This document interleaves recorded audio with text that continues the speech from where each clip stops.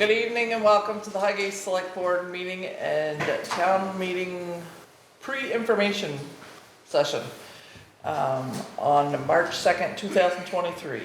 First order of business is the Pledge of Allegiance. I pledge allegiance to the flag of the United States of America, and to the republic for which it stands, one nation, under God, indivisible, with liberty and justice for all. Thank you all for coming.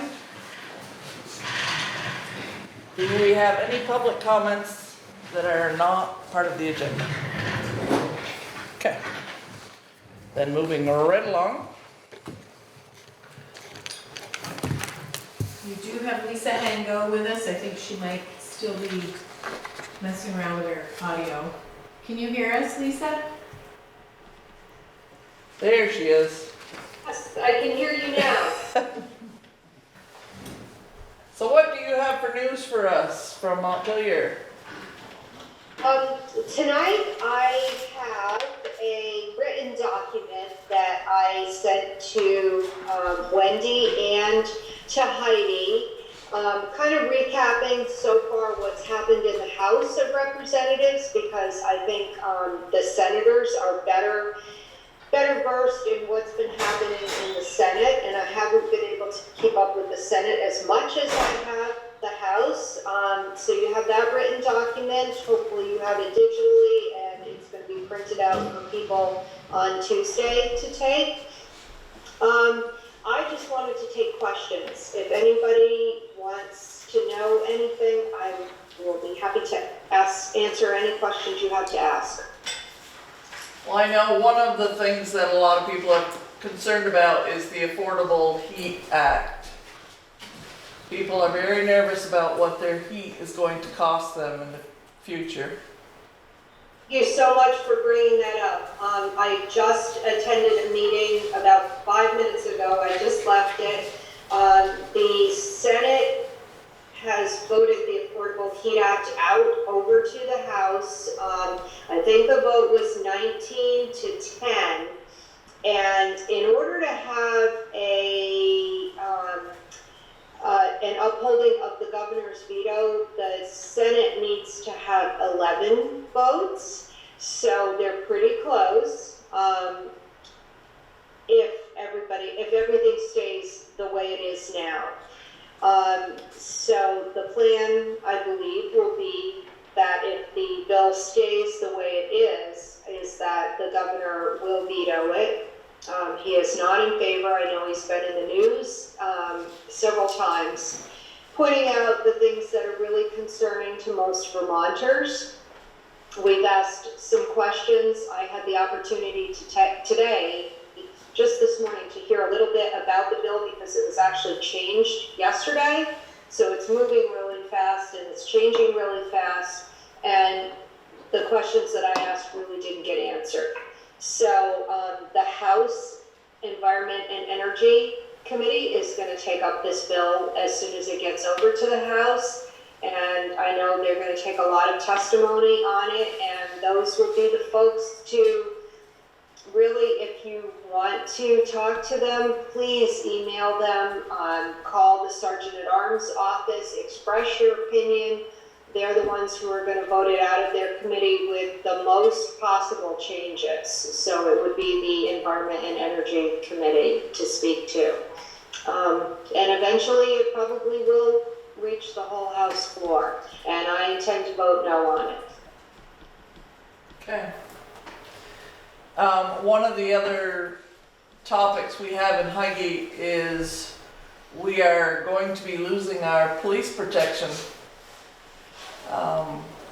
So we're wondering if the state has any ideas of how they're going to start increasing their police presence, their training, their opportunities. We've talked before about having a county-wide policing. For us, that's becoming more and more of an issue with St. Albans City now going with St. Albans Town, and leaving Highgate out of that equation. Yeah, that's a concerning thing, especially in recent years with the push in the legislature to defund police, expunge crimes. Every bill, it seems, that has to do with criminal justice is making it more difficult for police departments to operate in the state of Vermont. So I do know that there is a bill coming from the Senate. I don't know much about it, that is dealing with the sheriff's departments. My committee has taken preliminary testimony just as background information on the services that a sheriff's department provides to a town or to a county. So I imagine that some of that in terms of administration will come to my committee, and I'll be very, very attentive to that, because most of my communities do not have a police, all of my communities don't have a police force and are standing to lose what coverage they have because of attrition in the sheriff's department, and that's who we primarily depend on with our contracts. The Vermont State Police are stretched thin. We've heard from them that their recruiting efforts are not as successful as they would like them to be. There are many vacancies throughout the state.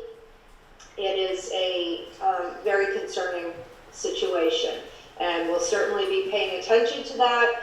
I have not heard much about a statewide proposal to, I think you framed it as what is the state going to do about police coverage? Right. I have not heard a lot about that. In the very beginning of the session, there was an initiative that the police were going to join together with game wardens, DMV enforcement officers, so that they could share their talents across the state. So they could try to fill in some holes here and there in terms of coverage, but it's not ideal. Ideal would be to actually have trained level 3 certified police officers, and those are few and far between. So we're continuing to take testimony, and it's really at the whim of the leadership of the House and the Senate to actually take up a bill that's going to cause change to happen. Well, I'd be interested in being kept updated on that, because I think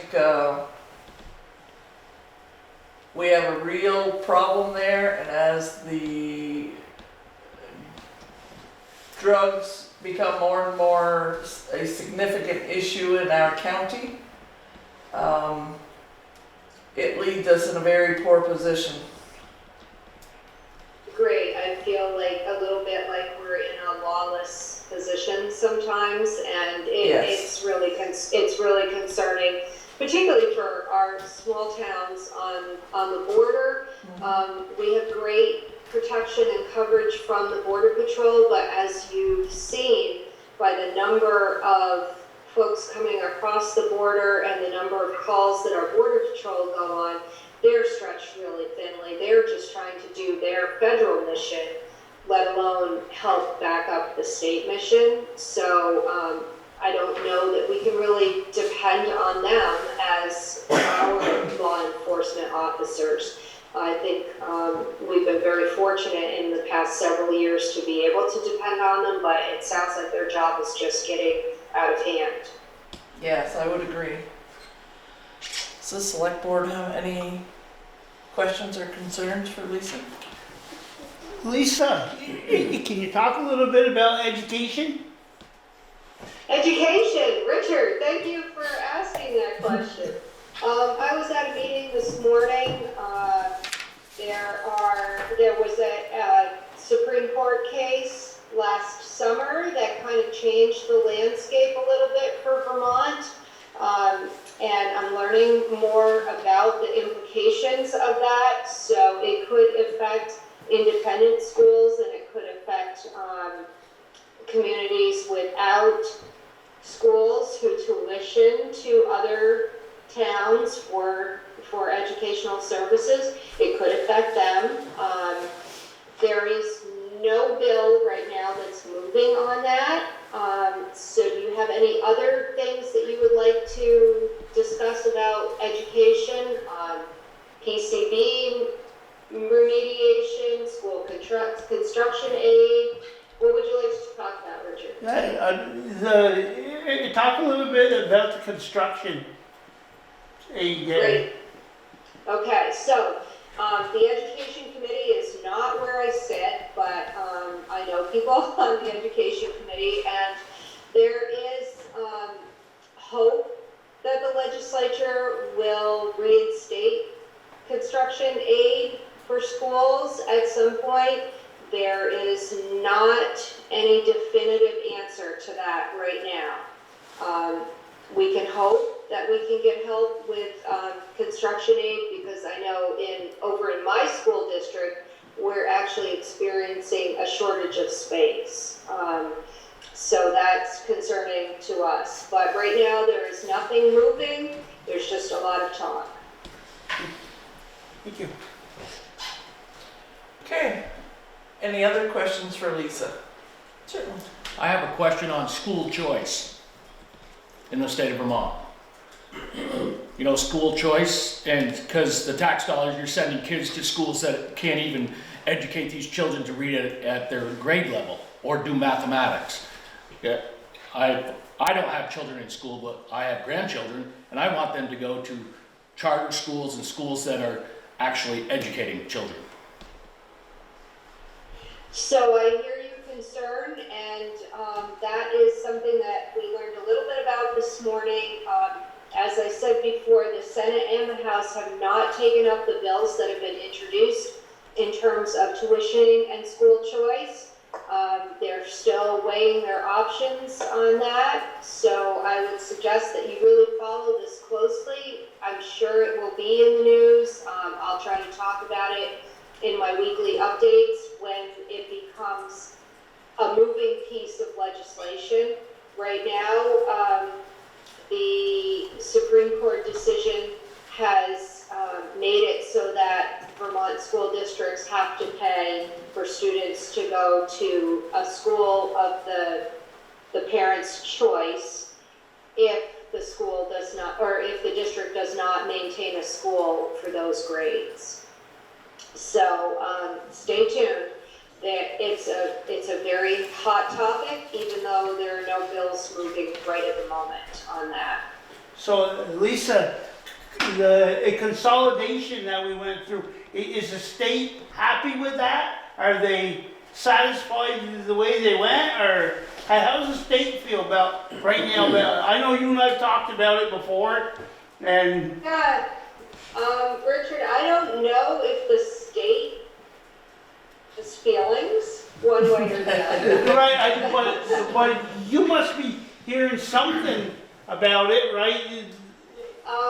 For the most part, since we passed the pupil weighting law last year, I think that legislators in general are happier that their districts, particularly the ones that have students with high needs that are going to be weighted more heavily, like students who are learning English as a second language, or students who live in poverty, those students all cost more. So since the new weights were implemented last year, I think legislators feel a little bit better about the situation. We have not seen the effect of that yet, because it's not really going to take effect until later this year. So we'll be seeing the effects of that next year, whether we get more money from the education fund or less. And I think in our districts, I have 3 school districts across my legislative district, and I think we'll all come out okay because of that.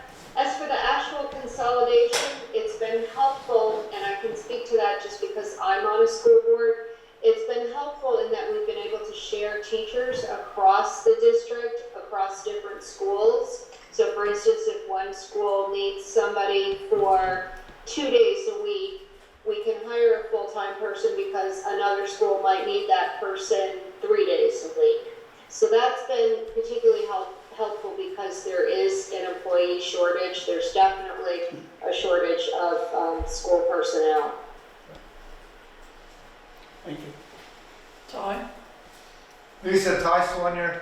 I really appreciate your weekly updates. I haven't seen any yet this year, but I'm glad that you're continuing to do that. I really think that all our representatives, especially for us in Highgate, should follow your lead. I don't think legislation needs to be passed to require them to do it. I think they should just follow your lead and keep us informed, because other than town meeting day, we don't hear much from them unless we read it in the paper. Well, I'm trying to keep people informed. I think that's the main thing. I know what it's like to be a citizen and not really understand what's going on in Montpelier, and I hope that you all feel that you can contact me anytime and I'll try to find out the answer to whatever your concern is, and if I can't, I'll certainly connect you with somebody who can.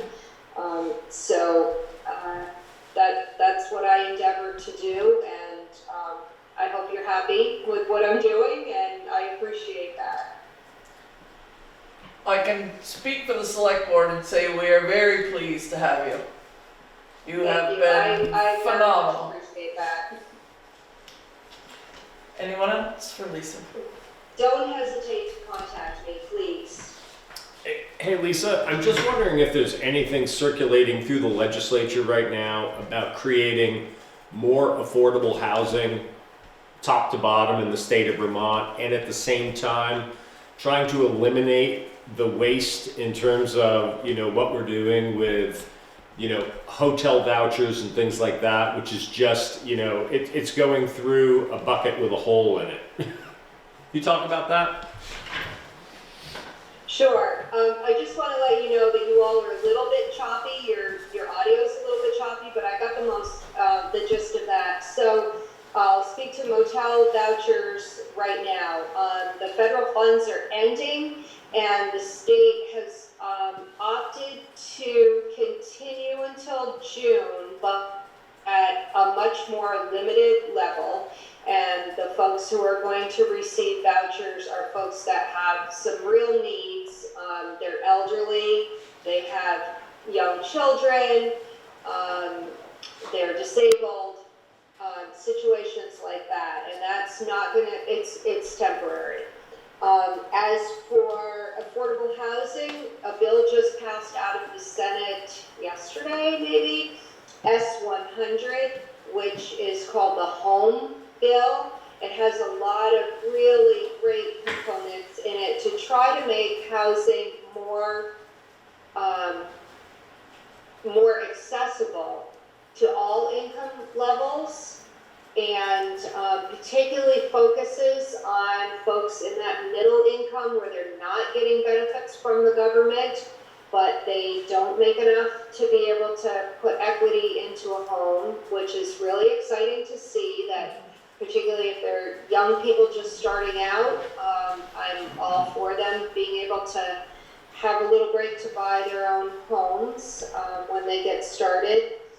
The big piece of this that has been an insurmountable hurdle in the past is reform to Act 250. So when folks go to build a house, they have to jump through a lot of hoops in terms of development fees and costs and delays because their permits haven't been approved.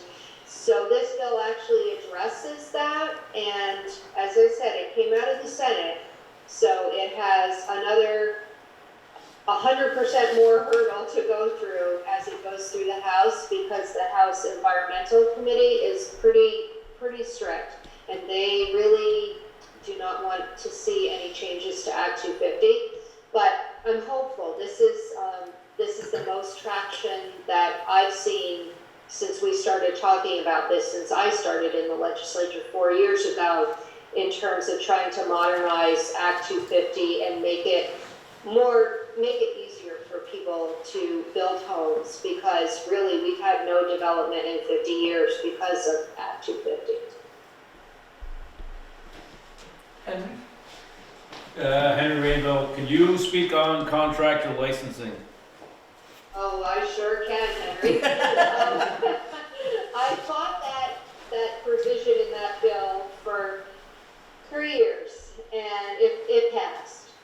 So you likely have gotten a letter from the Office of Professional Regulation telling you that you need to register, and that's the truth. It's a law. About all I can say about that is it wasn't necessary, and it's just another example of government overreach, and it's going to cost people even more, because I've heard that in the fee bill, all of those license fees are going to go up for professionals who are registering with the state, who are required to register. So I'm sorry, I really tried. But you do have to register now if you're a contractor. So I've talked to 3 professional contractors, not all in the same field as I, that know nothing about this. Okay, fair enough. We were assured that somehow the state was going to try to find you all and let you know that you needed to do this. Not really my job to find you all and tell you that you have to register. I believe it's the Department of the Office of Professional Regulation that needs to do that. And I don't know how they plan on trying to find all of the mom and pop contractors in the state to get them to register. I do know that anybody else who had a professional license for some other profession got a letter saying that if you are a contractor, you need to register. So I'm not really sure where they're going with this. Well, that's part of my issue too, is because I'm paying a fee for what I don't know I'm gonna get for services. They say that they're going to let you know about professional learning opportunities, any changes in law, workshops, whatever communication they need to get you. That's what they think that you're going to get out of registering. What they're going to get is more fees, so more revenue for the government, and they're going to get a list of people that they could potentially, at some point in time, and this is me conjecturing, at some point in time, not just ask you to register, but ask you to be certified. And to be certified is a whole different story, because then you would have to attest that you have taken certain coursework or had professional learning opportunities. And this is not something that's in legislation. It's just in my head that this could possibly be coming down the pipe. And now they'll have your name when you register. I'm glad I'm toward retirement. does anyone else have anything for Lisa? I guess we're a pretty easy crowd tonight. Well, that's great. I always like being in Highgate. I'm sorry I can't be there in person, but I really enjoyed seeing you all, and I'll be back to your meetings sometime in the summer or fall for sure. No problem. We know we can reach out to you anytime we need to. Absolutely. Well, thank you very much for joining us, and give them hell down there.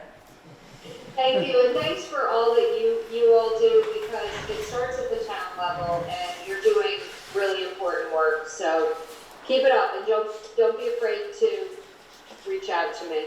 All right, thank you very much. Thank you. Okay. We will go through the meeting overview. Wendy, can you give us an idea of our elected officials on this year's ballot? Oh, sure. And which are empty positions that could use write-ins? Yes. Yeah, do you wanna do the school and let them get out of here? Yeah, I'm fine with that. Julie, would you like to go How do you first? feel about that? Wendy's looking for a piece of paper. Wendy's unorganized. That's all right. You're always working. Well, thanks for letting us come and interrupt the town meeting for some school information. I'm Devin Batchelder, I'm the board chair. We have Julie Ridgewell here, who's our superintendent. So we've been just trying to do our best to reach out to everybody we can to talk about the school budget, be available to answer any questions. We had our information meeting last night, so that was recorded and submitted available soon anyway. So, if folks have questions, I'm happy to run through some quick highlights of the budget as well. So I'll ask the big question. Why does it have to go up? Yeah, Everybody wants to know the answer to everybody that. wants to know. So there's two pieces to that. One is why is the expenditure budget going up, and then the other is why are taxes going up. And so in terms of the school expenditure budget, we've got two big sources of increases this year. Wages is number one. That's for both our professional and non-professional staff. Speaking about the non-professional, the support staff in particular, we had to make a mid-year rate change for them in the prior school year, because quite frankly, they could make more money working at Jolly or Walmart and those other places. And the conversation, the anecdotes we got was that these individuals who have been working in our district for years are experienced and well qualified and doing great work. Some of the kids they're working with are leaving school and making more money than they are. And that's not a recipe for us to have successful schools with qualified individuals working there. So we've had to bump that up. There are negotiations again. That's not finalized. We had to make an assumption for the budget on another increase there. And then on the professional staff, the teacher side, we have prioritized improving our student outcomes. So proficiency rates, math, English language arts, and our career readiness programs. And a big factor in that is making sure that we keep our teachers.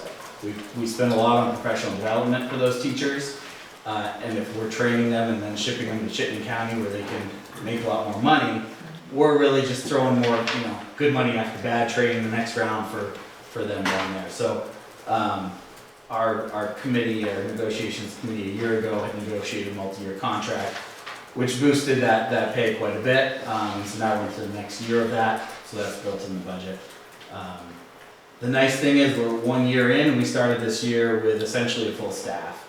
And I don't know if anyone saw the news articles going around at the beginning of the school year, but that was the exception, regionally and statewide. So we're optimistic that we're starting to make an impact there, and that we'll start to see those returns in terms of student outcome in the years to come. So that's number one. I think the total on that's around 1.3, 1.4 million. We have a $4 million increase. The other big one is the MVU roof project. So that roof is quite old at this point, and we've got plenty of leaks in it, and the whole thing needs to be replaced. And so the board has decided to try to fit that into our annual operating budget year after year, one section at a time, versus borrowing and trying to do a big bond where we pay pretty high interest rates right now. And so there's $1.1 million in that for the second phase of the roof project. There are 7 phases, I believe, total. I have to look at the picture. So, excuse me, Sure. wasn't there a capital, a fund that went year to year for the roof? It was a very small amount of money, and it's been long gone. It was the and I don't have the number right with me, Richard, but people have been asking Laura about that fund. Yeah. We used the end of that on the final bid at the NVU, the last project, so we used all that up. Okay. Yeah, yeah. So one pod was completed this past year. We now are moving on to the second pod in the project. So there's 1.1 million in that. So between those two things, that's nearly half of or more than half of the total increase budget to budget. Now the state had additional revenues this year, which they kind of pass along using the property yield number that they give us in the tax calculation. So the net result in that, after we get our share of it, is that our equalized tax rate goes up by only 0.25%, which even with our increased spending, that's where we land. And so that's nice, right? It's good to be in that position.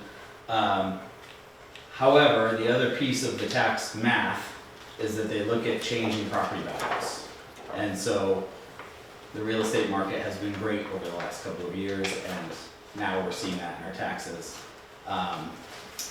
Highgate and Franklin property values went up an average of 8.5%. Yes, or no, 8.25%. And in Swanton, it's 5.75%. So that's effectively added on top of that 0.25% that we're going to see from the school budget. So total tax change we're looking at is going to be 8.5% Highgate Franklin under the proposed budget, and 6% in Swanton. And quite frankly, because the change in property value is by far the biggest factor, Almost all.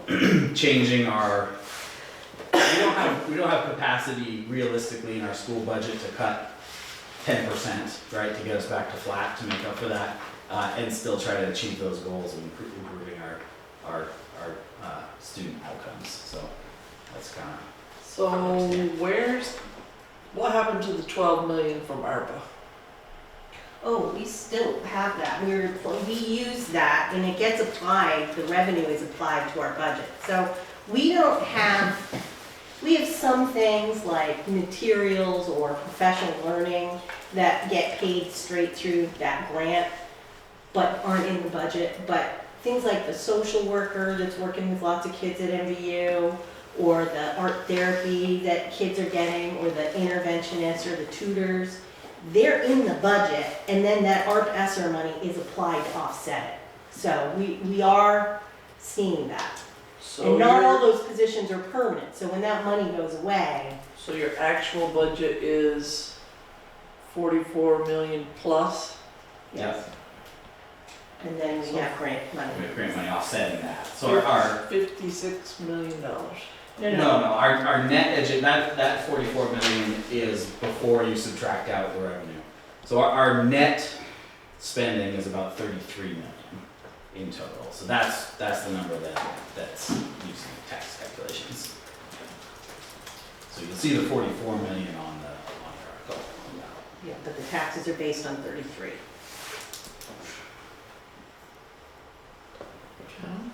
This flyer was great, by the way. Oh, great. Yeah. Very helpful in breaking it down. So we've been trying to improve the communication of the budget, so I'm glad that's been well received. If people have comments or suggestions, we'd love to hear So them. people would have gotten this in their mailboxes. It's also on the website. We have a sort of a button on the website where you can see videos or look at, the annual report, things like that. That flyer is on there.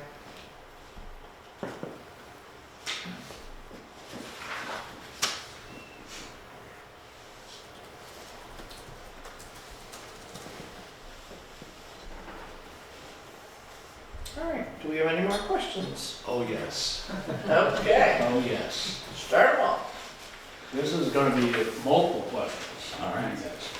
What town has the most children going to school? Swanton. But yet their tax rate is less than our assessed values here.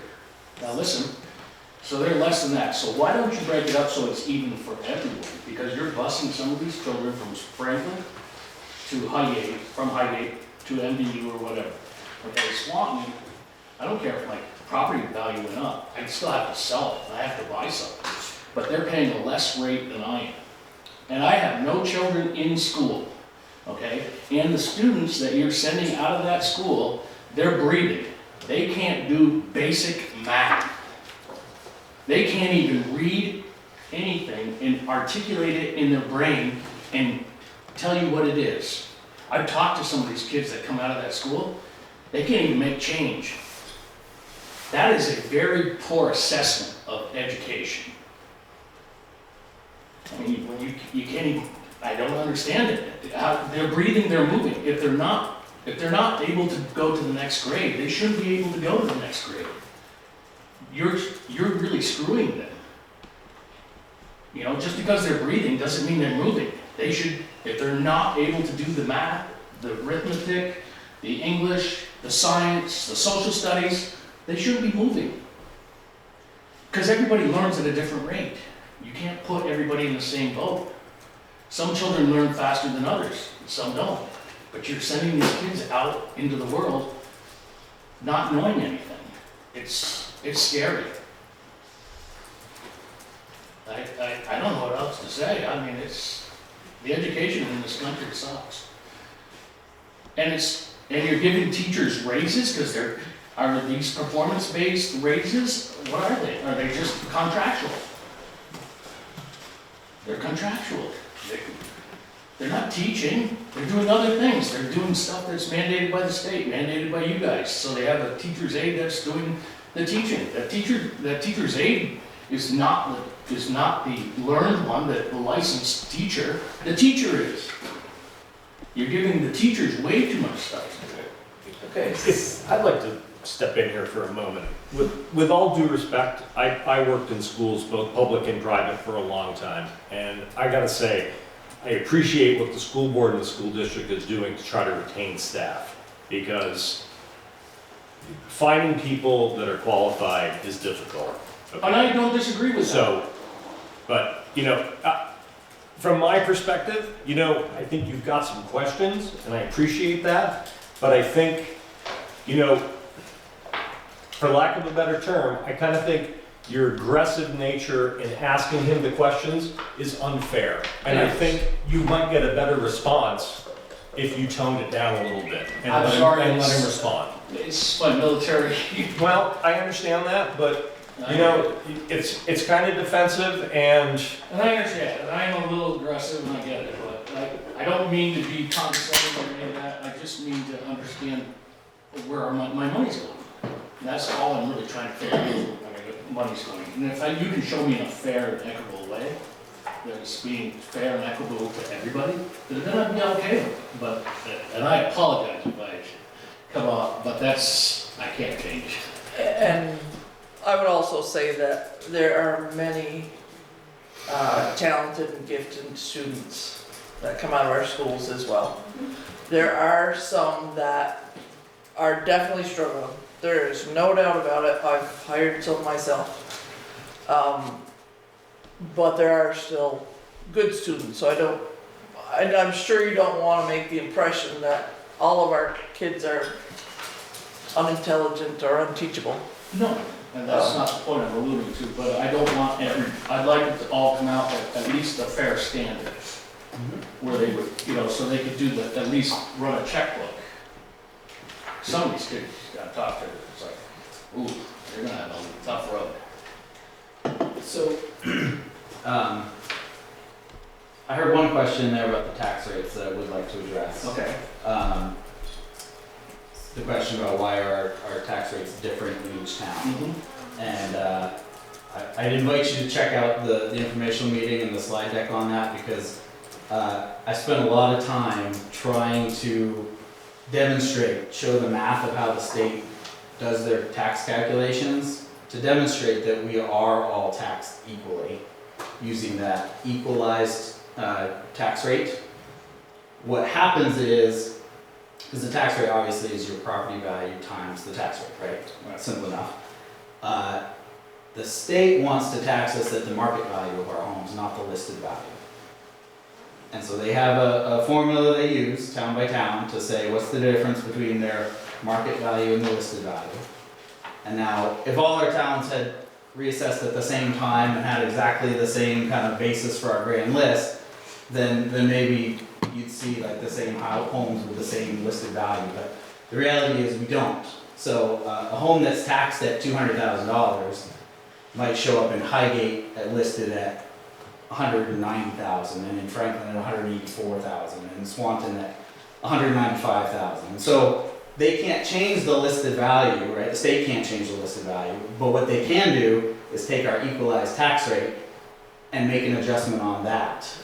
Is that so it helps like the gold towns like Stowe, Killington, those towns that don't have a large population, but they have a lot of tax revenue because of the ski industries and stuff like that? Is that why they did it that way? It's really to normalize the fact that towns have been reassessed at different times and maybe perhaps with different methods. Okay. And so they have their own formula and surveys they do to try to normalize that. And Okay.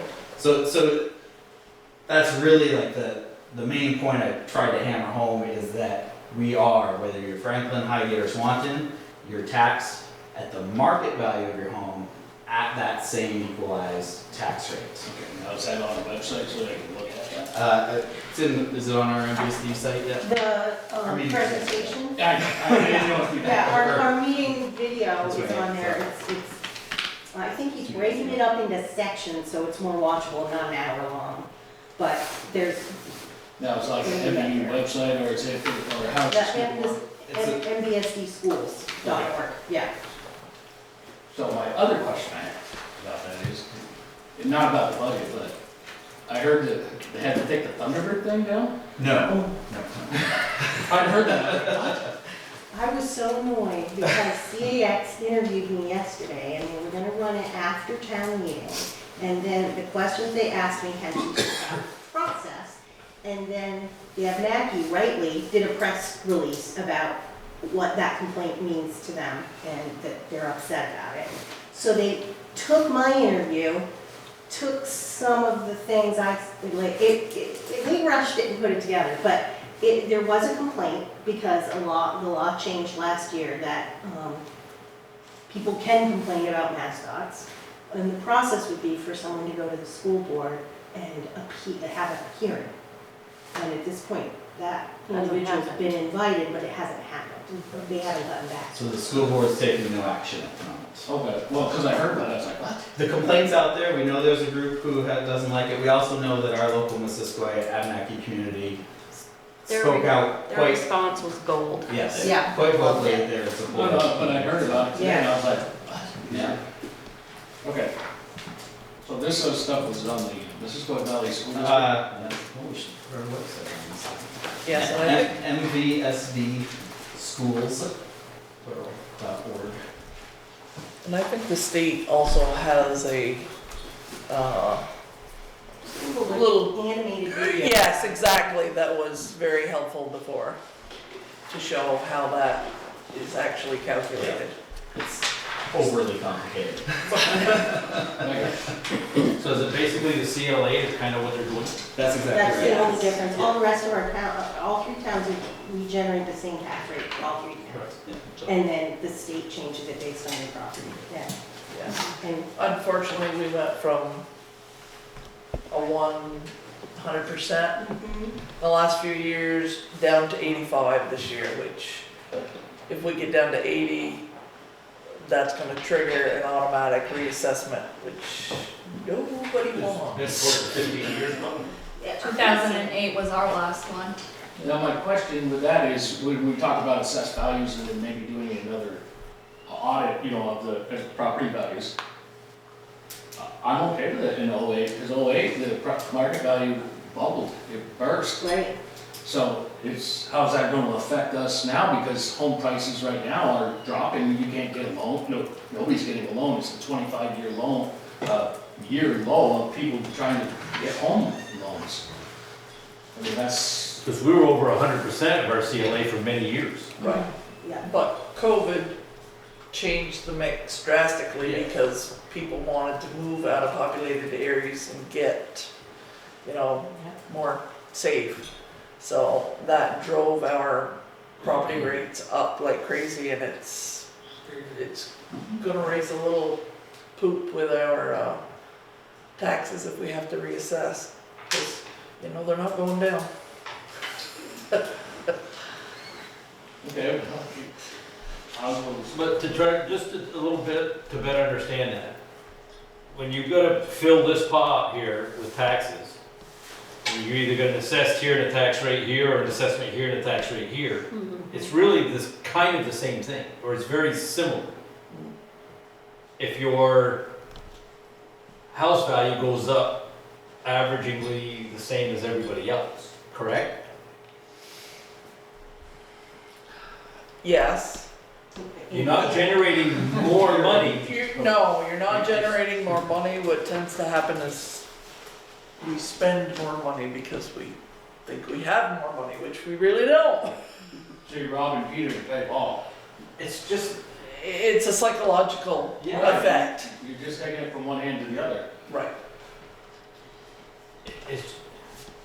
It's a multiplication equation. Yep. You got this and it's gonna equal that. Well, if this is higher and this is lower, or vice versa, you're still gonna come out that same number That's right. over here of what you're paying for taxes.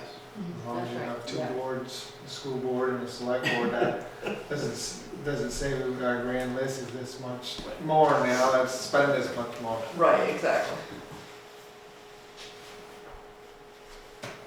Okay, any other questions?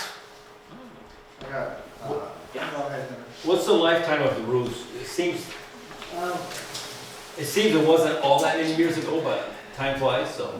Well, the roof that was put on in 1970 is made of this foam. I've seen it when the architects were coming around looking.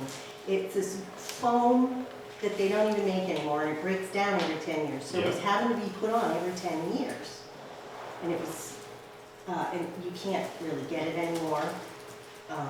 So it's being torn down completely and rebuilt, and a standing seam roof. Is that right? Memory It's roof? memory. Thank you, sorry, I'm not a roofer, I say the wrong things. The nice, black, sensible, easier to repair, they last 20-something years, not 10 years. So we're doing that one section. The shape of the roof is not changing. right? No, yeah, I mean, We need a lot more money. we love, I know it was blasphemy, but, we'd love to have that school magically become, a rectangle and a straight hill, but that's not what we have. We have the Todds and the circles, but yeah, the one, it's already experiencing heating savings and ventilation improvement just in that one section, so it should set the district up for better. You can go up and repair a membrane roof, or you can address just certain areas. You don't have to tear it apart and spray it with weird foam and set it with this plastic. So the lifetimes of these new roofs are in the 20-year range? Yeah. So, Mike, with Henry saying that, so nobody's come in there and say, okay, this is unsafe, this is condemned, blah, blah, blah. Oh, no. No, But it not is, to that point, but it's leaking, yeah.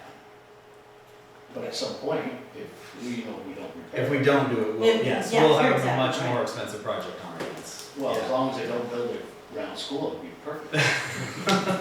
Well, we're getting some cautionary tales in other towns about building new schools right now, so I'd like to avoid that. So, sorry I didn't make last night's meeting. It's really where it should have been, but, again, this year, I'm going to probably say it until I don't go to town meetings anymore, but this budget is just not enough. It's not, dollar value is plenty, but, information, we're way better than we were, when it was 3 pages, it's 12 now. I think intentionally, the way the state sets us up for the way we have to do this and bank things together, clump them together, it's hard to know anything by reading this. I look at the towns, for almost a $3 million budget, it's got 14 pages. For a $44 million budget, it's 12 pages. We got the scale in there for wages. We don't have the staff in there where they follow in the wages like the Highgate budget used to be back before the merger. Just continue to, I'm gonna say it every year, you're sick of it by now, but just keep putting more information in there because there's so much stuff that you don't, it's a huge number. So many things fall into each category that none of us can know except for the business office. I really don't think even the school board knows some of it, but I think you'd have to actually go in the business office and spend a week to know actually what line 200 of the instrumental programs are, even what's coming out of that for bills. I don't think we need to break it down to every single bill, but We do though. I mean, we have a committee that looks at everyone. Yeah. right. We do. Okay, that's my rant. Okay, anything else? Yeah, just to talk, I go to the Highgate school once in a while and you look and the same windows are in that school as when I went to school there. I thought that was in the bond when to replace those windows. You know, and they're exact same windows, you know. I think it's time. Yeah,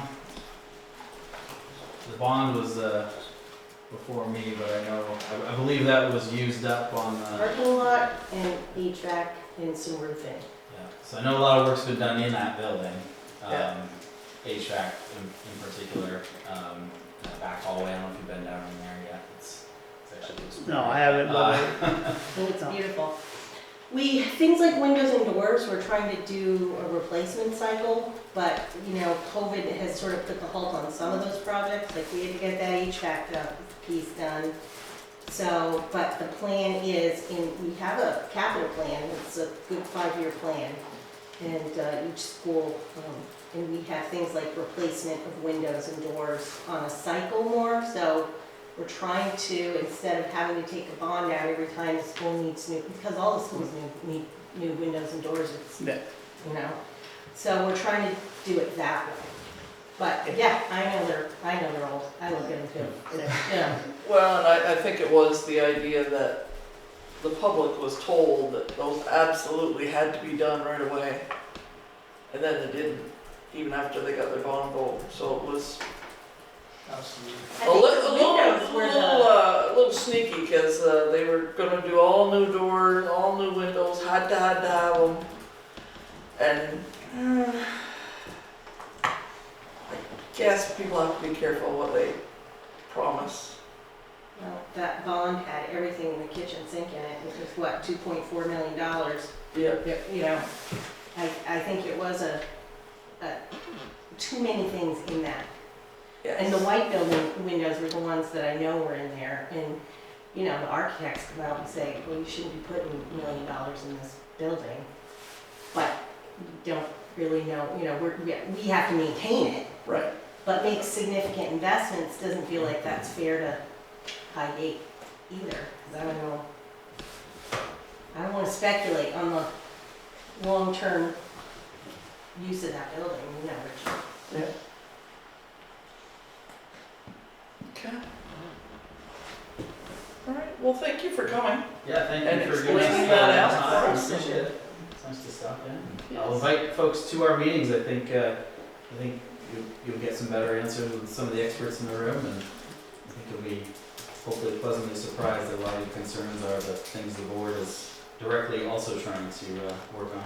I just want to know where my money's going. Understood? Mhm. Understood. All right. Thank you so Okay, much. well, thank you. Thank you. Yeah.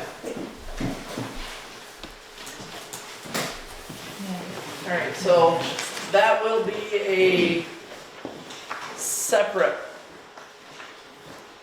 ballot. Yes, the school On ballot town looks meeting like day. this. It's the one with the yellow header. Yes?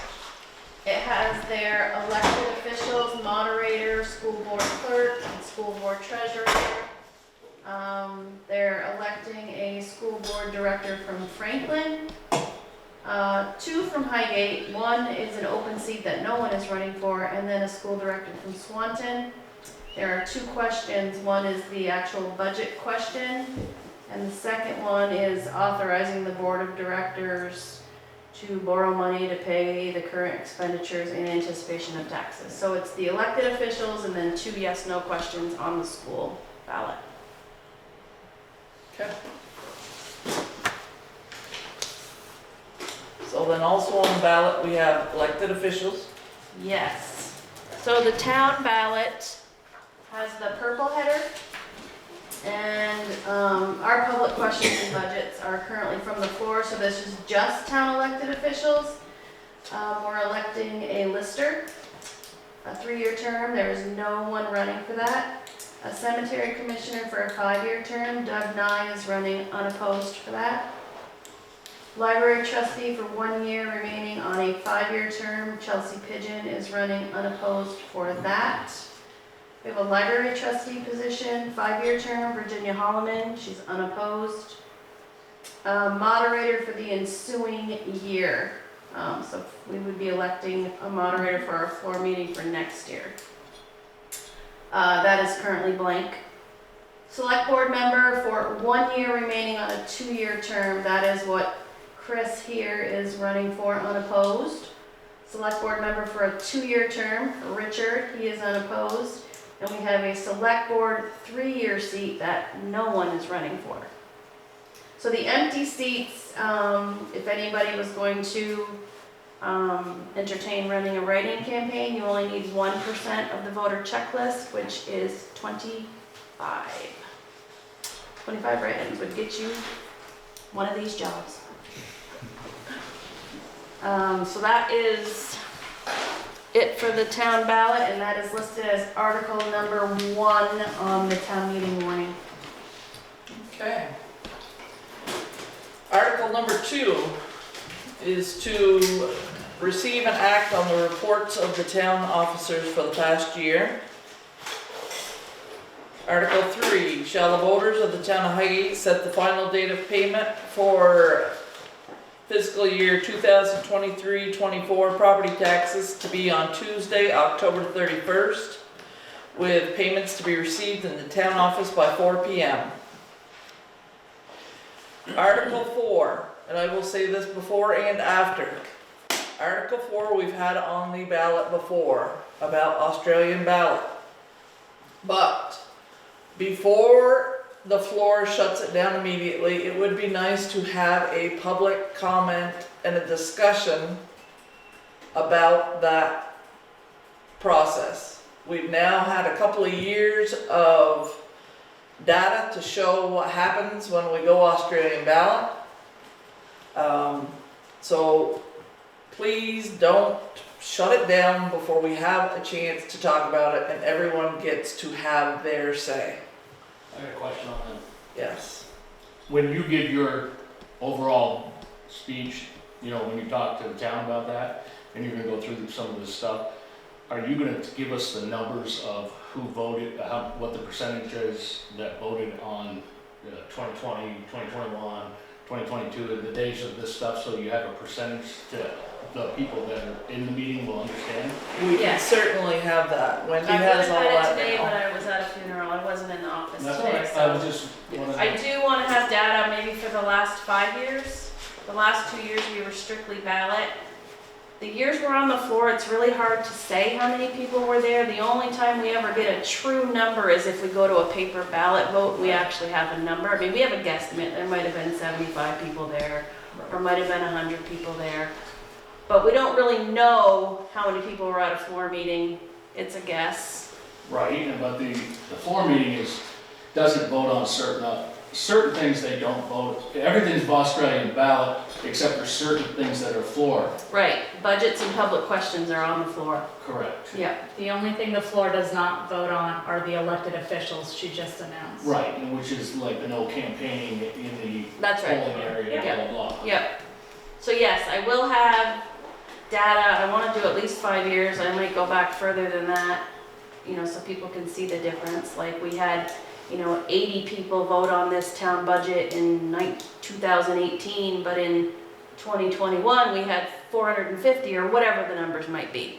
So yes, I'll have that data available. Because that's gonna change a little because of the fact that, a lot of people went because of the school budget was voted on at the floor there. And That's we were right. not, and we were not consolidated, That's right. which now we're consolidated, which is gonna change the number of people that show up. It did drop the number It from did. the last year the school was on the floor to the year prior when they were Australian ballot. There was a significant difference from the attendance on the floor. And I think that should be, And it changed our structure of the day. We used to have a school floor meeting, a lunch, and then a town floor meeting. We did lose some people before the afternoon session, but without the school from the floor, we just have the town.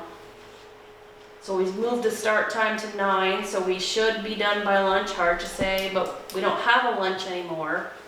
We're looking at coffee and donuts, a little something for people, but all the agencies that used to help us with that lunch, the Historical Society, they're all aging and hard for them to do.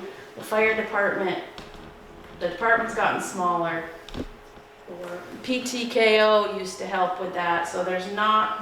because I have another question that goes with that one, Yep. because according to what everything I've read on being a moderator and all the rules that go with this, adjournment, if somebody asks for an adjournment, that supersedes everything. What is it? Like Cancel the to whole adjourn meeting? the meeting before we even get through the articles? Yes, and I was shocked by that when I was reading it in this thing from the Secretary of State, which I didn't realize, and then we'd have to have another meeting. Even more reason to not have a meeting then. I'm just saying, That would be voted on, correct?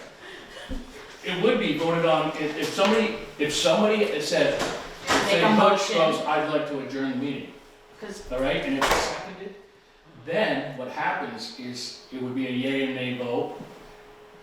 And if they said yay, it'd be So- adjourned to another day, and it'd be like, what?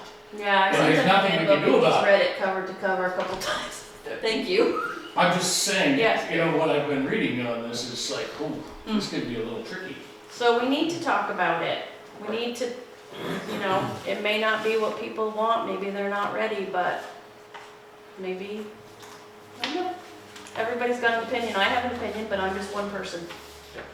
Right, but like I said, I was been reading on this stuff and it's like, Yep. wow, there's a lot more information here than I ever knew. Right. I'm glad you're reading. So, Article 4 is shall the voters of the town of Highgate vote all public questions and budgets by Australian ballot? So again, please be courteous.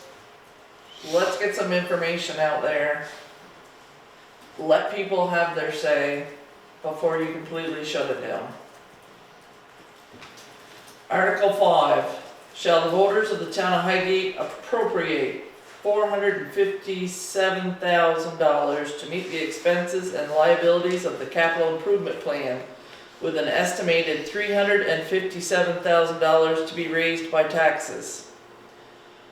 To clarify this means that the select board has chosen to use $100,000 of their current ARPA money balance to offset the capital improvement plan. So that's the $100,000 difference in the money. Article 6, shall the voters of the town of Highgate appropriate $1,024,387 to meet the expenses and liability of the highway fund, with an estimated $873,387 to be raised by taxes. And that is offset by grant monies and, That's mostly offset by AOT state aid for our class 2 and class 3 roads. That's about $150,000 a year. And then they do get some revenue for driveway permits, overweight permits, little piddly stuff in between, and then grant reimbursement. okay, Article 7, shall the voters of the town of Highgate appropriate $1,274,114 to meet the expenses and liability of the general fund, with an estimated $682,774 to be raised by taxes. Article 8, to transact any other business legally authorized to be transacted, considered proper and necessary when met. Those are our articles to be voted from the floor. Any questions about those? Go ahead, Henry. So explain what happens if one or two or three, a line item gets voted down. How does the select board respond to that? Select board doesn't, I do. As the moderator. No, if, I was made there. Yes. If it goes to Australian ballot Yes. and something gets voted down, what's for Australian ballot? Australian ballot is yes or no. Be just like a Okay, reroll when the school So vote goes let's down. say they say no to, pick one of them. Are you trying to, Henry, are you trying to say if the Article 4 says yes and then Article 5, they want to change something? No, Oh, if the Butcher's budget gets canceled, Okay. gets no, what happens then? Or what happens if we say no to the general fund? Same thing as the school budget being voted down, we'd have to go back to the table, Rewarn it. reassess, rewarn it with the appropriate legal amount of time. No. Like the school budget when it was in Highgate, we stayed right there. yeah, I misunderstand. We stayed right there. We as a board go and talk it, and then we bring something back to you. Yes, but Yeah. that was an Australian ballot. Are you Yeah, saying I'm if confused. we move to Australian ballot? That is my Oh, question. Okay. If we It's just move, yes or no. Yeah, Yes yes or or no. no. The whole There's- thing passes or I it know it's a yes or no, but what happens when it's a no? doesn't. Back to the polls, Back, just like the school revote last year. yeah, I just want people to understand that. yes. Well, What's the that? problem with that is lack of input from the people that voted it down. And the select board is gonna make changes with the, just to cut the dollar value Right. and not know why people, I don't know if people are upset at the dollar value or certain thing in particular. 'Cause- Well, here's how, this is what I've learned, okay? Because I'm gonna be the moderator at this meeting, and what I've learned is you're gonna understand what's going on before the ballot is even taken. So you're gonna know kind of what the opinion is, because Wendy's gonna be taking the minutes of the meeting. Yeah, but we're talking future. And again, but she's gonna take the minutes of the meeting, and as Henry said, it goes to a vote, Australian ballot vote, and the budget is denied. And she's gonna have the minutes, I'm supposed to keep the minutes, so we can do this together. There will be no moderator. There won't be Our no- No, listen, I'm gonna be taking minutes of the But people if talking. we go to, if Australian ballot So you're passes, talking next year. Our, let's say, if it passes, Right, you're our talking next hope year. time would be that the informational meeting it's tonight. becomes something more of the town meeting. Okay. So we Okay, so I understand didn't what hear you say people that. are feeling, Because I'm not if it sure does pass or not pass. Okay. if people are opposed to Australian ballot voting or if they are opposed to letting go of getting together, That interaction. the interaction. And if that is the case, this informational session should be and could be and would be a lot more than it is. It should be a meal, a big to-do. Couple weeks ahead of town meeting so that people have a chance to see the video, people have a Get chance to read the minutes. educated before voting. Because I know that's a big fear, that people are voting not educated, not informed. But unfortunately, they are anyway. Some are. Unfortunately. 4 people. Right. Yeah, So yes. and just because you go to the floor meeting doesn't mean that you've been paying attention to what's going on around town all year. Right. Many people live under rocks in Highgate. Yeah, it's unfortunate, yes, I can see the point of going and asking a question and saying, okay, well, what did you mean by this? Or why is this amount? And why did you take off that amount? Or why isn't this different? I understand that, and it's very helpful for people. And I can see it both ways. I can see the Australian ballot, could you get more interaction? Is it informed? Probably not. But is that a personal choice? Yeah. It's like ties with the school board, you know, more information is, Right. it's gonna make more work for the office, you know, they're gonna have to, if people don't come to this informational meeting, they're gonna I have wonder to how be many lives informed are theirs. somehow. Probably not a The lot. information is out there if they want it, Butch. Right, That's the all I'm key. saying. Yeah. If it's out It's there, out there. yep, that's, Well, and that is something we try to do, is to make everything just as Right. transparent as humanly possible. We try to answer as many questions as we can at these meetings, so that all through the year, if someone's watching, they can say, oh, that's why they did that, or, you know, that was stupid. At least we've tried to, you know, get it out there, and Shelley's awesome about figures, you know, all that information's out there. Wendy's great about getting stuff out on social media. Heidi's here to answer questions. We're all bumming around town, you know, trying to get as much information out there as we can. Sometimes we get railroaded by something that might have been said at the Jolly yesterday morning, but you're gonna have that in a small town. Yeah, we can only do so much. You know, but we're always happy to answer your question. Is there a requirement that it has to be on town meeting day that you vote? No, There's no- I think we would have to, I think that is your decision if we move the date. But statistically, I'm on a listserv with 251 other town clerks. And they've talked about this a lot, changing the date to like a Saturday or moving it to an evening didn't make a huge difference. So, we could. I mean, that's, this year from the floor, they could decide that. Let's try a Saturday, or let's try a night. Right. Or let's go to the ballot and have a huge info session and make it a thing, like, they could, there's a lot of ways this could go.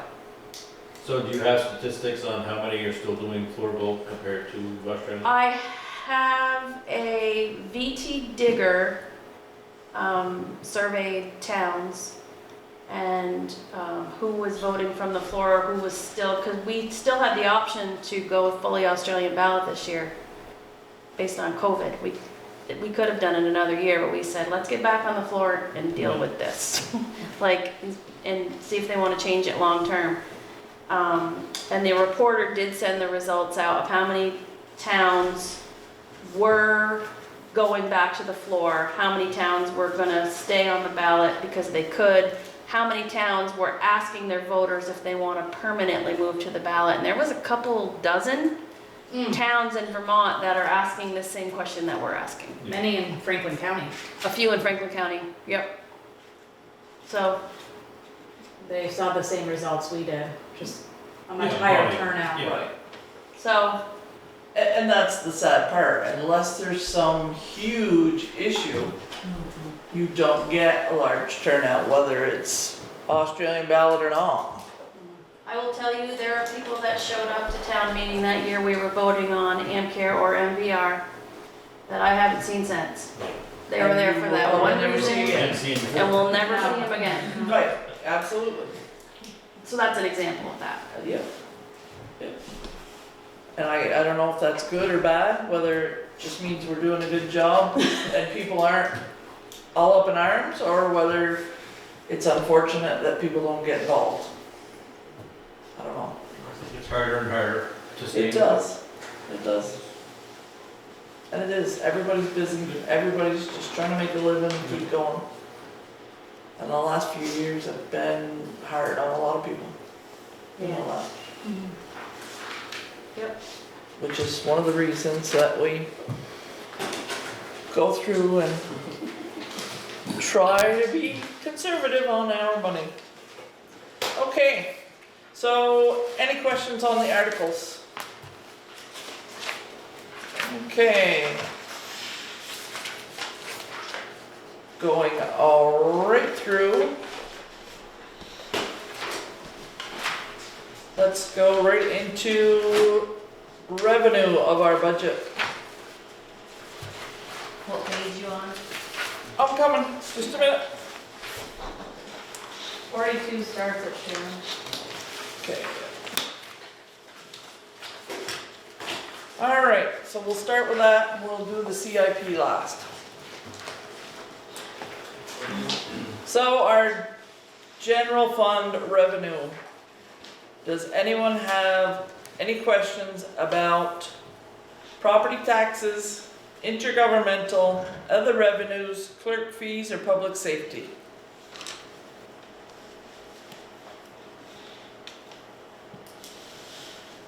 Okay. Page 43. Any questions about developmental fees? All right. So our budget change for revenues is up $133,895. General fund expenditures. Are there any questions about select board, town administration, or town clerk? I can tell you that the increases in those and most of the individuals is based on increases in wages. We also have tried to be fair and tried to make sure that we retain our help. So those are wage increases, along with insurance and Medicare and all of those associated increases. Any questions there? Yes, Ty. The zoning administrator, are we still in a contract, a shared contract? We are. We in a shared contract with NRPC, so Northwest Regional Planning, and we share our zoning administrator with the town of Sheldon.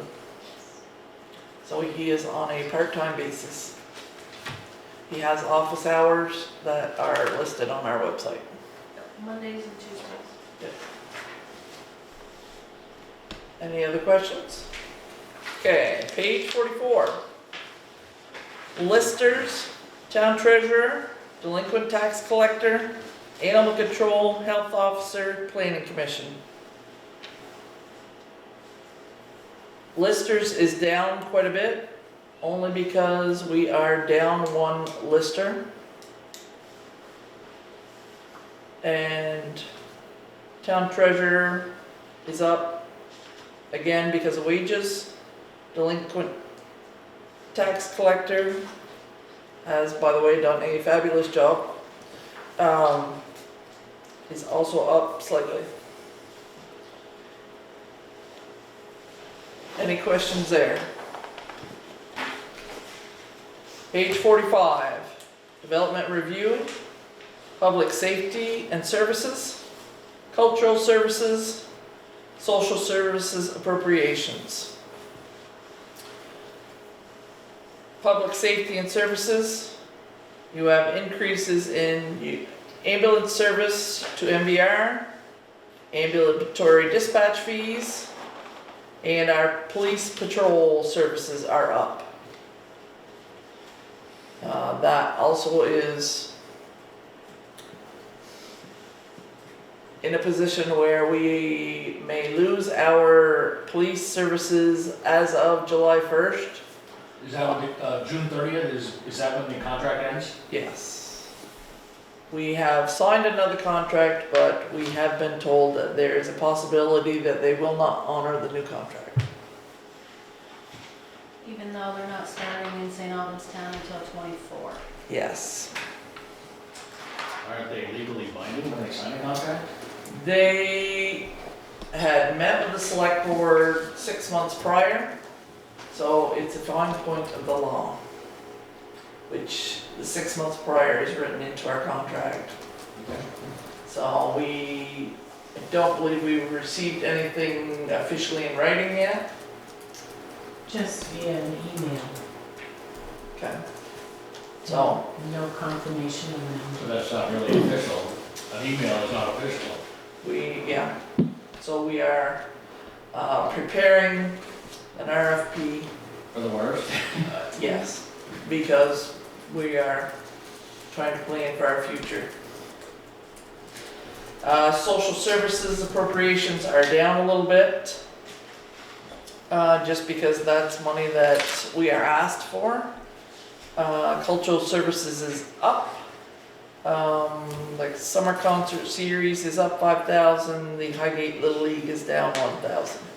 It got moved over to the rec side. It's no longer just an appropriation from the town to the league, so.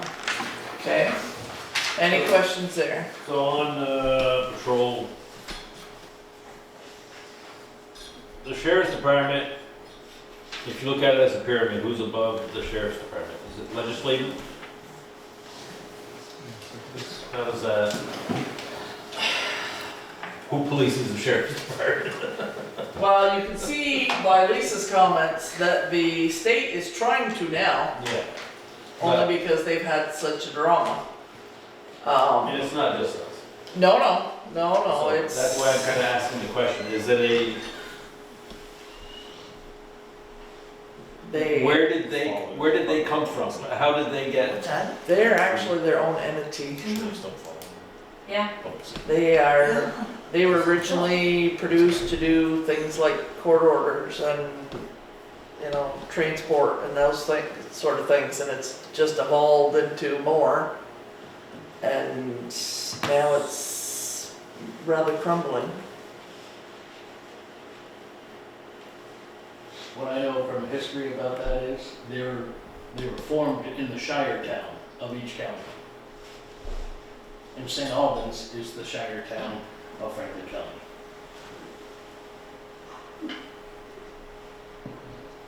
Just like if you went to Orleans or whatever. So what can legislatively be done? Probably nothing, because they were formed because they had to be the police force for the shire town, which is the probate court, wherever probate court is for that town. I think We don't deal with the sheriff's office anyway. What's that? We don't No. contract with them at the moment. We have. Yes, And we yes. could at the be. moment. But I'm just trying to understand how is change going to happen? If change needs to happen. I think change probably needs to happen. I don't know if the state could ever produce that change, or if it's going to be something similar to charging you a fee to be recognized as a professional contractor.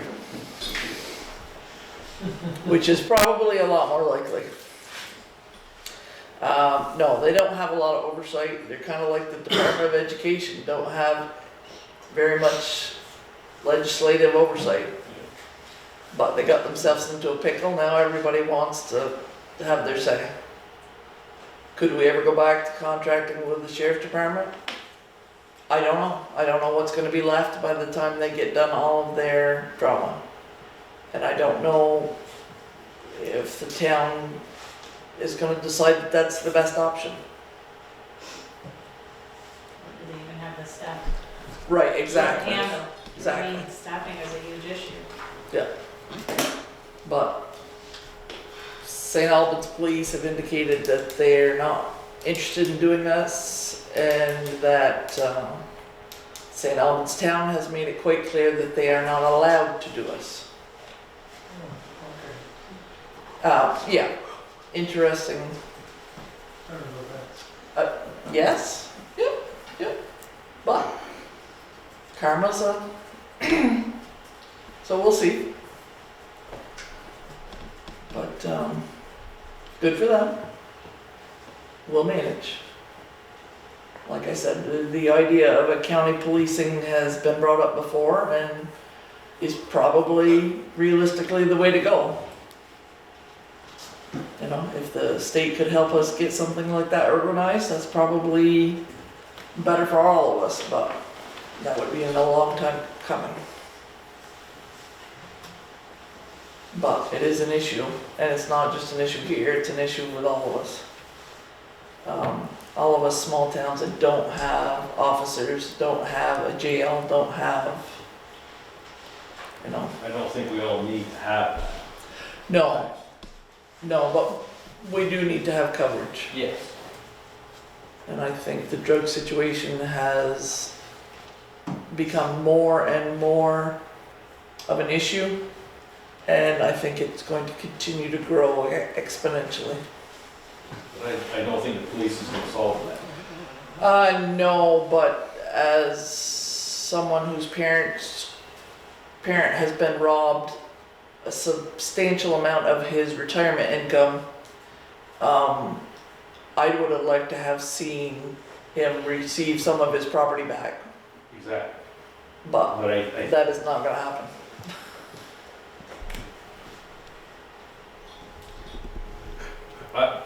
my personal opinion is I think a lot of police officers are getting tired of Yes, just the table going round and round, right. picking up the person, putting him in jail, and just letting him back out just to do it all over again.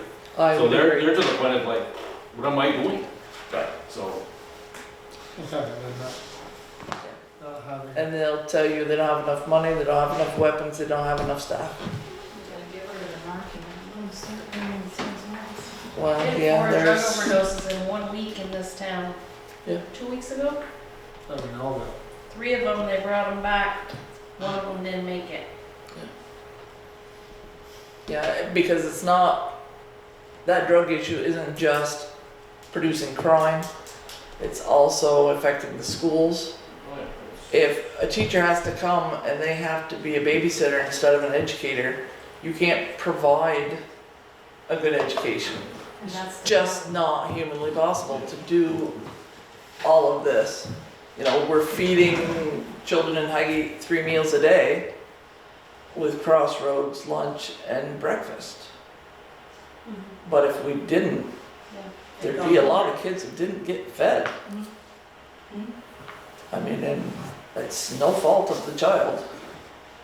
You know, God bless them for just surviving.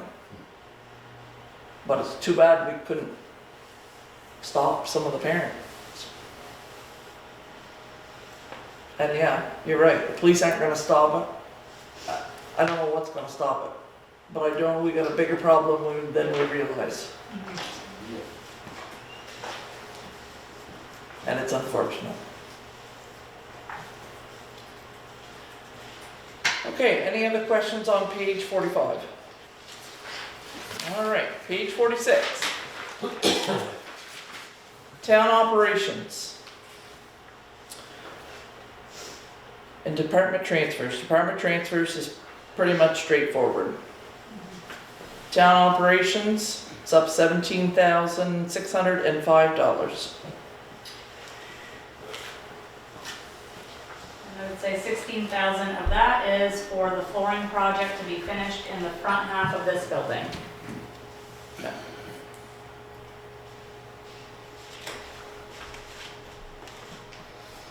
Any questions? Okay, fire department.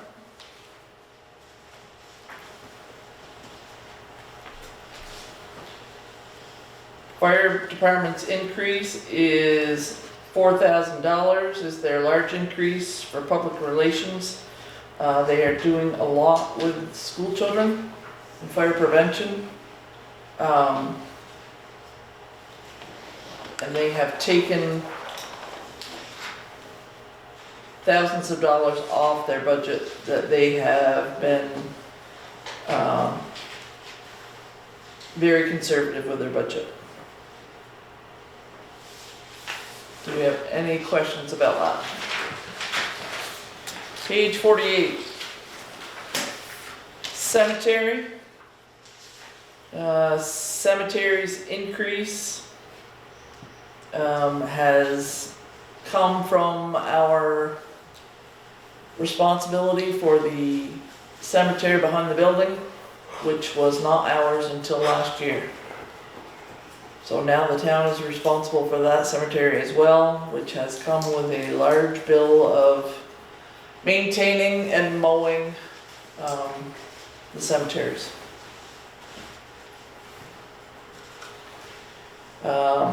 Any questions about that? The Park and Recs Fund. Shelley, I'll let you explain that part. This Park and Recs Fund is zeroed out.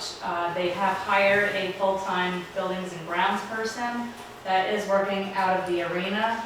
The auditors have kind of recommended that that gets grouped together with the recreation that's happening at the arena. Everything is working out of that office on those grounds mostly, programming and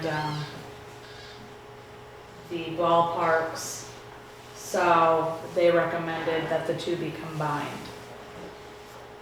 So this fund has been zeroed out moving forward. Any questions The there? last 2 years, I'd say the only thing really coming out of this was the John Deere 3033R payment, as they had not hired anyone until this fiscal year. Todd, do you have anything to add? It makes doing our budget at the department level a whole lot easier. And it makes sense.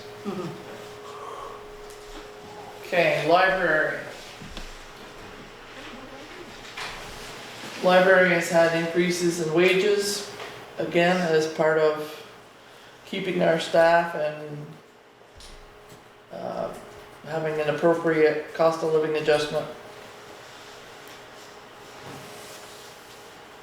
Also, their increase in revenues, they have brought in Boku grant money for their programs. Any questions about the library? The arena.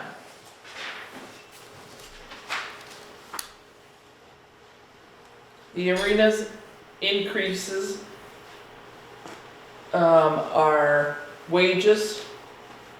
As Shelley said, we've hired a buildings and ground person, and we have a full-time director that has been doing a great job.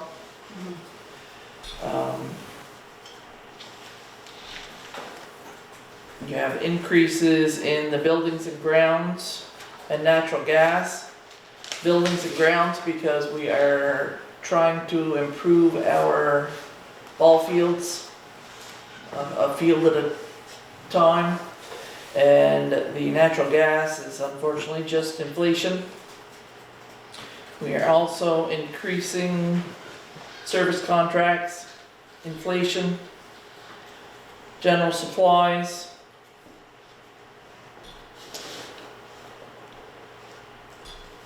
And spring programs. Ty, do you have anything you want to add to that? Not if there's no questions. Okay.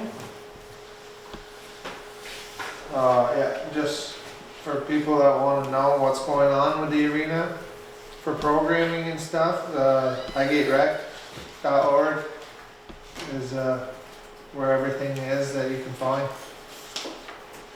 Okay.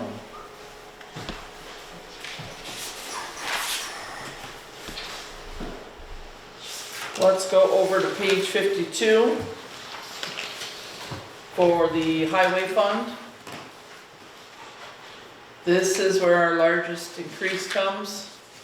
Unfortunately, a lot of it's just merely due to inflation.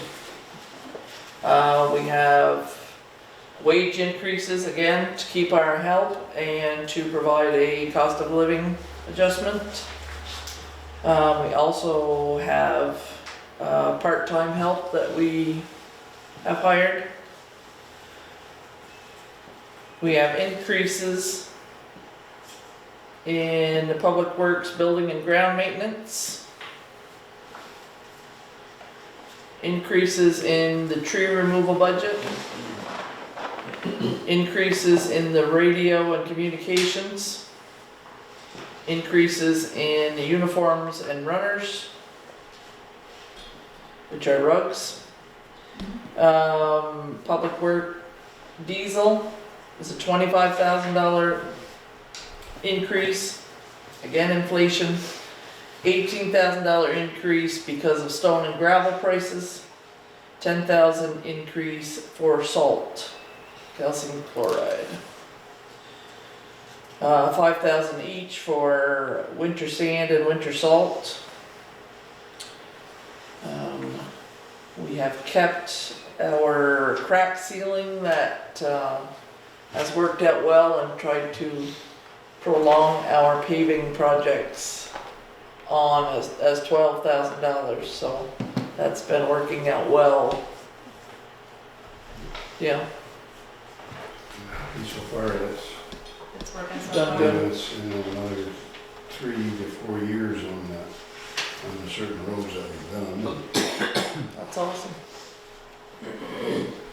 Okay, do we have any questions about the public works?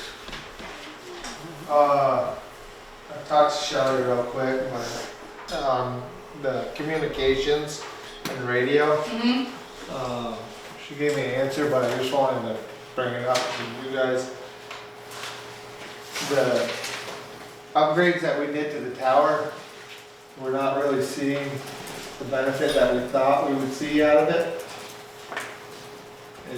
Are we holding the communication company feet to the fire?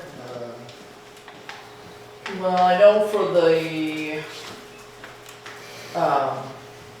fire department, they required an additional repeater. Is that what their concern was? I thought the repeater was for your side. Right, that's what we Okay, tried well, to better hours, yeah.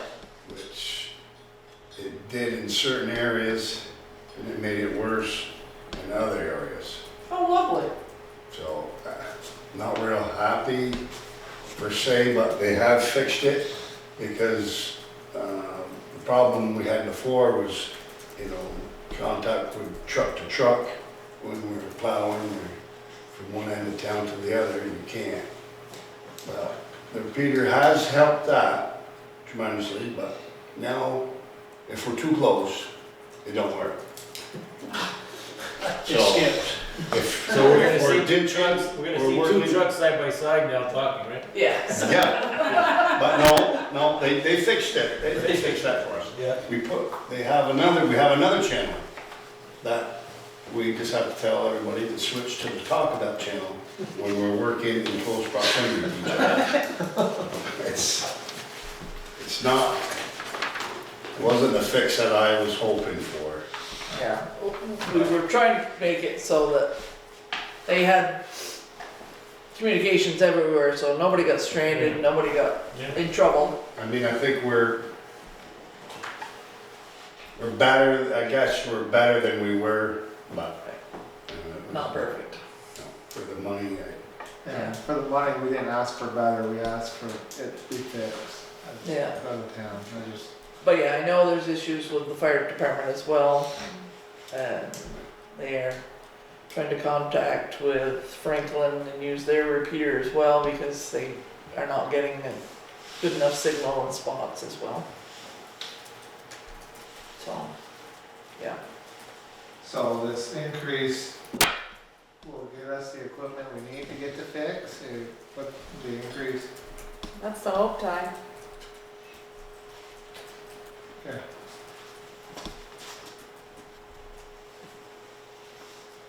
Are they saying that there is a fix, or?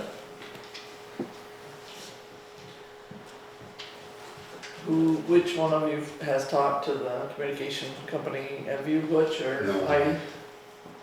Oh, when you mentioned the problem last time, I said, shall I have them come back? And you said, no, hold off, because it got better. So we didn't go any further. So is it better or is it Well, not better? depends what you call better, I mean, we are, We need to come back. able to talk, we have they put the talk about channel.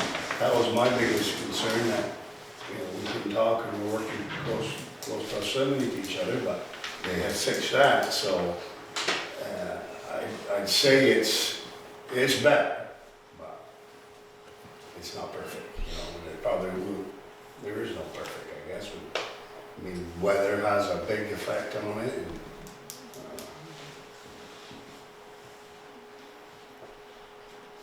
Heidi, can you You ask? definitely have them come back. Yeah. Do you think there's anything else that, Well, I don't know, Let's- do we spend more and get the same we have, that's why I said wait, and, you know, we shouldn't have to spend any more if that was supposed to Right. fix the problem? So we can have them come back. Yeah. Can't say it's good enough. Yeah. No. Let's, if there's a problem, yeah, let's have them come back and see if they can do anything about it. I mean, some of it's been our radios Yeah. itself. My new truck is on the third radio. Eating radios, I don't know what, if they Like have an a warranty. I It's guess through Burlington Communication or Radio North? I started with radio, and then That might be a question for them when they come back to see Right, why yes. it's doing that Yes, too. Yeah, they're looking into it, why yeah, we shouldn't, yeah, it shouldn't be Radios. eating radios. for 10 years before, you know. Yeah. We used to change it from one truck to another. Right. Okay, Butch, say, see something, say something. Come on. Let it hang out there. All right, any other questions about the highway budget?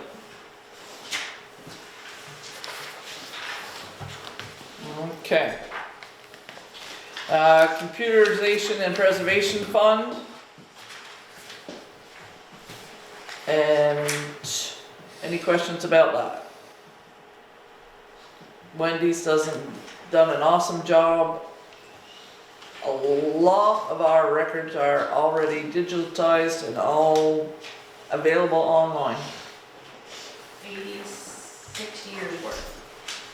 Yeah. We're keeping up with the big dogs in that department.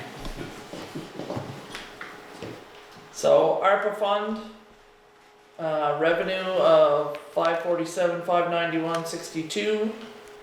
And our motion was to offset the CIP for 100,000. Any questions there?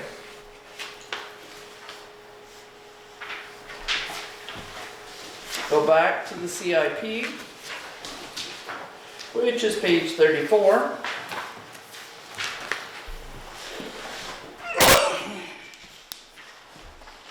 So we are asking for $457,000 and using $100,000 of ARPA money to offset that amount. For Parks and Rec, $10,000 for the Zamboni replacement in the future. $10,000 for the upkeep of the arena parking lot. $20,000 for the arena roof upkeep. $5,000 towards the 72-inch zero-turn mower. $17,000 for a stage gazebo for their summer concert series. They are asking for $62,000, or we are asking. The library, for the library relocation, is asking for $50,000. Fire department.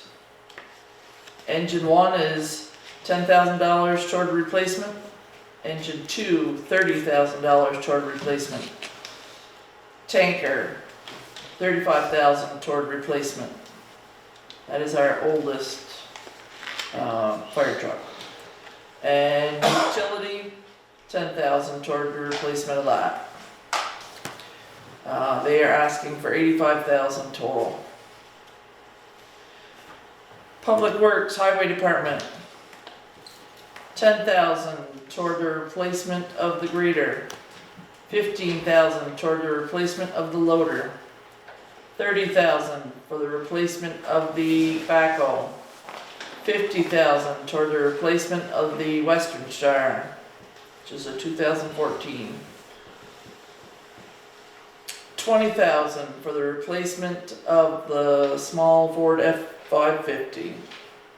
$35,000 for the single axle 2016 International, and 25,000 for the replacement of the 2020 International. They are asking for $185,000. In and around town, the transfer station slope stabilization phase 2, we're asking for $25,000. We have been fully funded for this project, but we are asking for that money in reserve in the event that we go over our budget, because we were uncertain when they were going to actually put those bid documents out. We have since heard that those bid documents are going out sooner rather than later. So we may have bid documents out 1st of April. No, they're supposed to be coming out in the next newspaper, and Okay, so you would even have sooner. them back for the 16th. Okay, so much sooner than we expected, since we've been playing with FEMA for years. And all of a sudden it's slam bam, thank you ma'am, and here we go. But it's likely the bids are gonna be higher because those estimates are so old. Right. And the grant award chopped our contingency allowance way down, so. Macy Road slide. We're asking for $25,000 there, because as we all know, that had turned into a much larger project than we anticipated. And we are still in the funding cycle of that. We are still looking for some match money, and we're in the process of doing our right-of-ways and Yeah, we have more time on that one, and there is hopefully an award coming from the legislature, from the Clean Water Fund. yeah. And the Village Core Master Plan, we're asking for $25,000 there in order to keep their processes moving forward, to use that as match money for increased grants.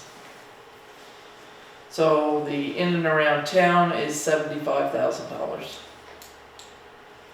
with a total of $457,000. Any questions on that one?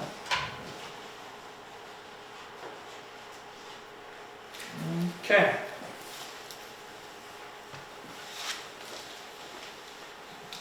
Luke, did you have anything to say about the capital improvement plan?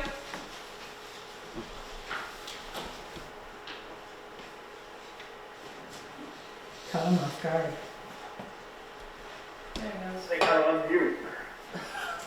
Yeah, there you go. You're on mute now. No, you pretty much said everything.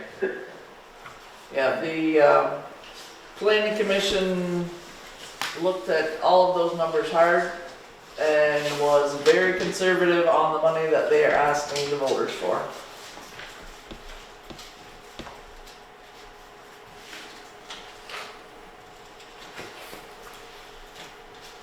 Having gone through the bulk of it, do we have any other questions?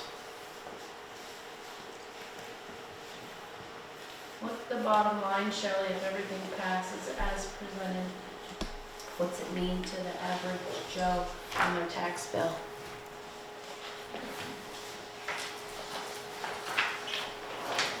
Well, Wendy, if you flip to page 19 in the town report, which can be found all around town. I already know the answer, this is for the public. We're proposing a tax rate of 0.4657 on the municipal side. An average house assessed at $100,000, the price would be $43.30 higher in their tax bill. A $150,000 home would see an increase of $64.95. $200,000 assessed house would be $86.60. 250,000 would mean $108.25 increase. And I'll stop at 300,000 would mean $129.90. And this is on the current grand list, not the grand list that our tax rate will be set in stone in August at. So I'm expecting these numbers to actually drop on the municipal side because of the way the grand list has grown from plenty of property transfers, sales. For sure. And this is, of course, only your municipal part of your tax bill. Yeah, only the municipal. But we do what we can. And still keep a robust town.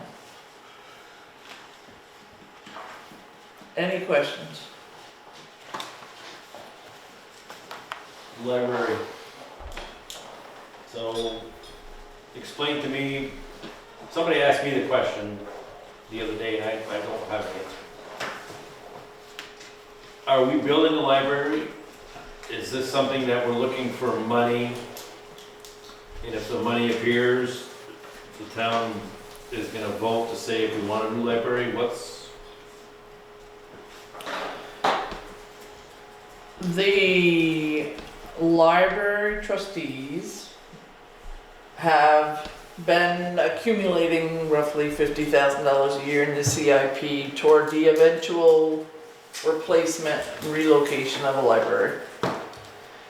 The village core and the library have combined forces to look at the property that was formerly Fiji Macy's property. So our village core, to see what that might look like there, what could be put there, what that means for sewer, water, what commercial space might be there. Could you do a combination of the both of those? So they've been working on this for years now.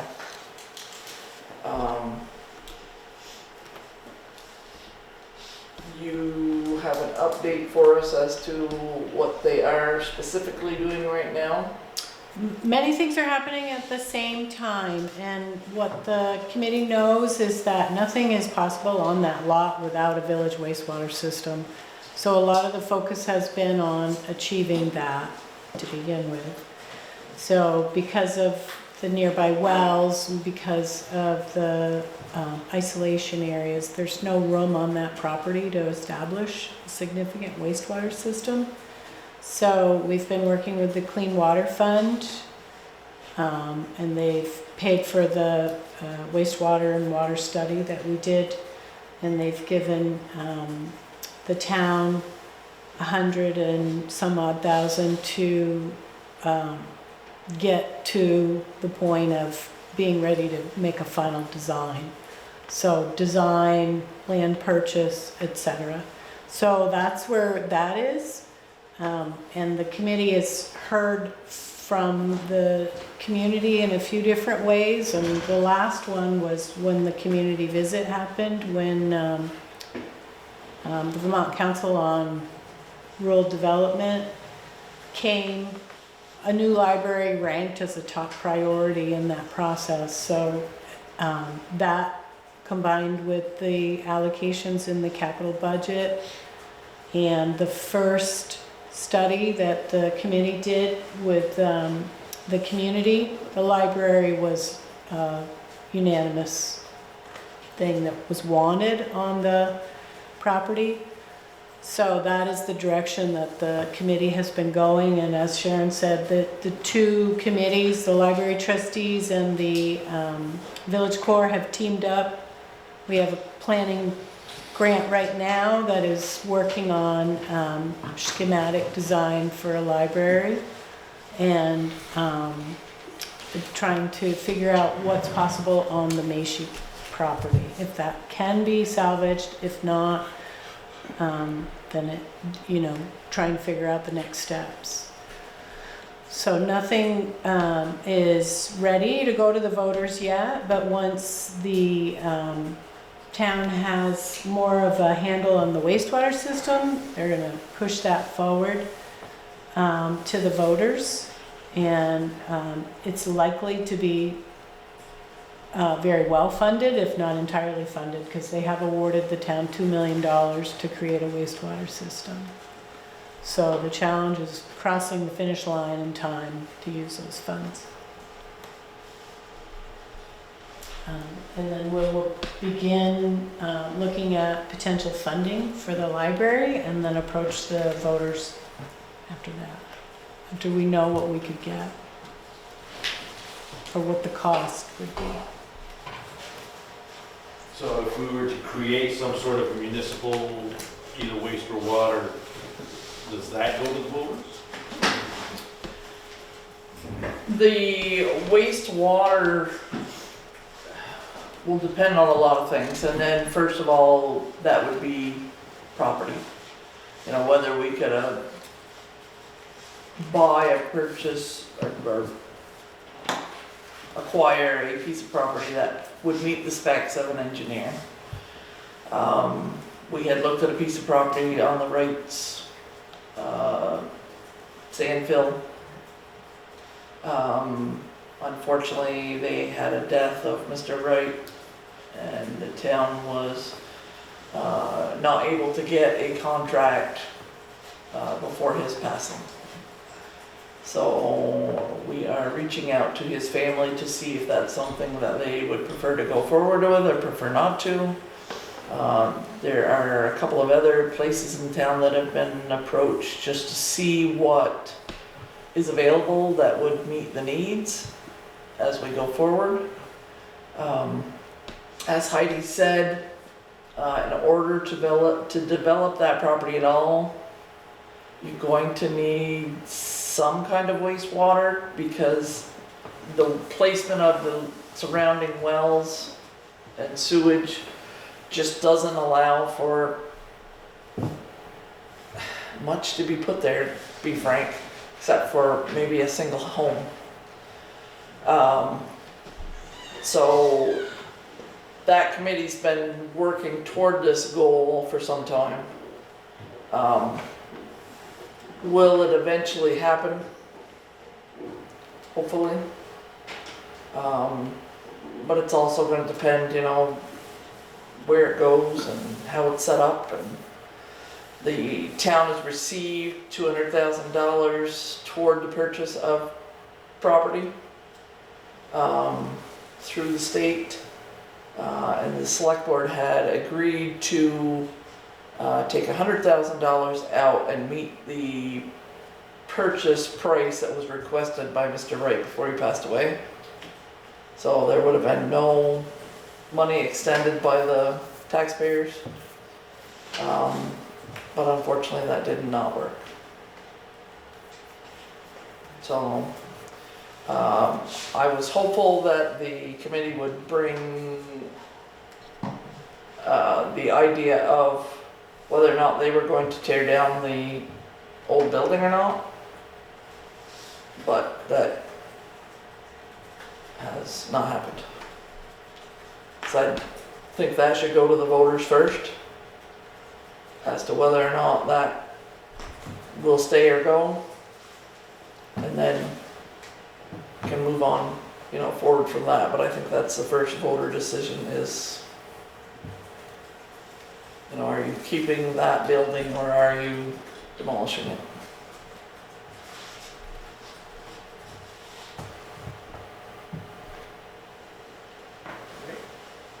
So I'm kind of, for me, I'm waiting for the first decision before we get too excited about the rest of it. Because we've been a few years.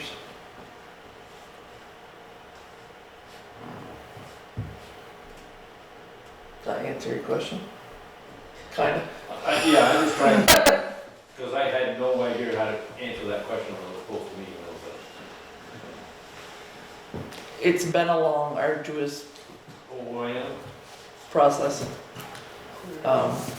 Clear as mud. Yeah, it is kind of clear as mud. There's a pretty good write-up in the town report of where we are, what we're trying to do. And the committee would welcome your attendance at a meeting if you want to jump in the mix. Has there been any talk about replicating that, you know, tearing it down and replicating it?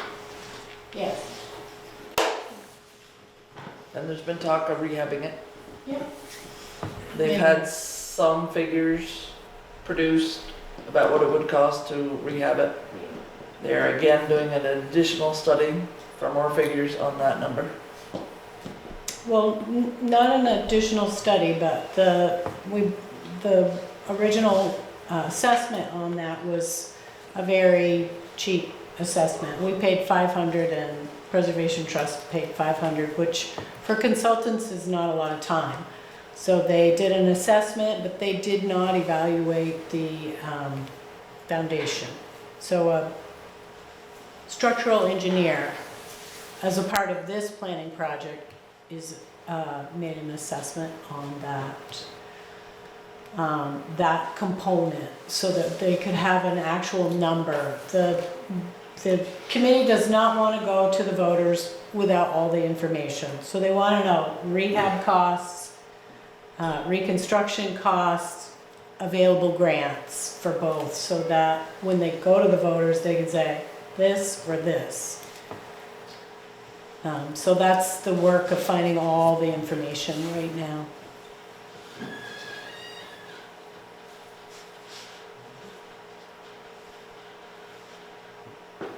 Anything else? The only thing I have to say is, town of Highgate shouldn't own property. We shouldn't be buying property. What was the vote that we voted to clean the place up and sell it? It was that, That was just a vote to purchase it. It wasn't to clean it up to sell it. Yeah. Because you talk about the wastewater and everything else, and you talk about where Roger has his pit, and you're gonna do it out there and run all the water lines and everything else. I don't wanna be underwater. Okay, because that's controlled by somebody else. I don't want that. I want my water to be controlled by me. You're certainly welcome to have it controlled by you. No one's stopping you. No, I get it, but I mean, that's a lot of money. That infrastructure needs to be replaced, and there's a lot of money, but we don't have a tax base for that. If you had a system where you had your new growth on that, you'd have a potential income. A potential. People that are interested in joining are the ones that have had failed wells Right. and or their artisan spring well has dried up and maybe don't want to shell out $10,000 to $15,000 for a new one. That's where we would probably get someone in your area that would be willing and wanting to join.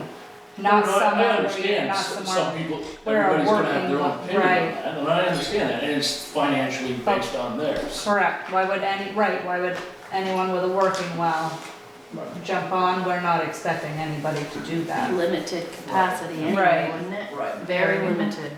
Right, and this would be a project that would be phased in over Well, our lifetimes. I'll be damned.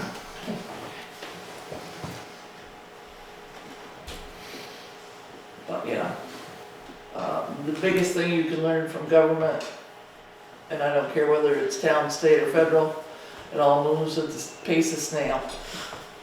So don't get too excited.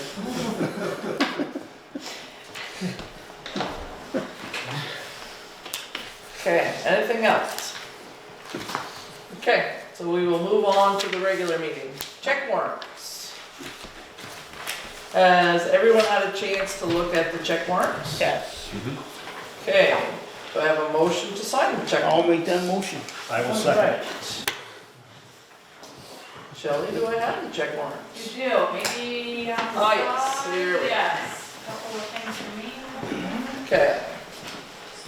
All right, so we have a motion, do we have a second? Second. All right, all those in favor say aye. Aye. Shelley, what else do you have for us while we're signing? Okay, well, here's just a couple of things. Updated my delinquent tax as of the 1st of March is $92,150,134. So payments are still coming in. Tax sale is set for March 30th, 10 a.m. in the back room. I have had one person call and pay in full. The Pelican property has been removed. I've had another person call and inquire about the programs for financial assistance. So I've given out more information in hopes that that property will get taken care of and he gets the help he needs. But as of right now, we have the estate of Doris Bard property on the Highgate Road, the Edwin Smith property on Spooner Road, and Jonathan Robinson property on Brusso Road that are still on the tax sale list.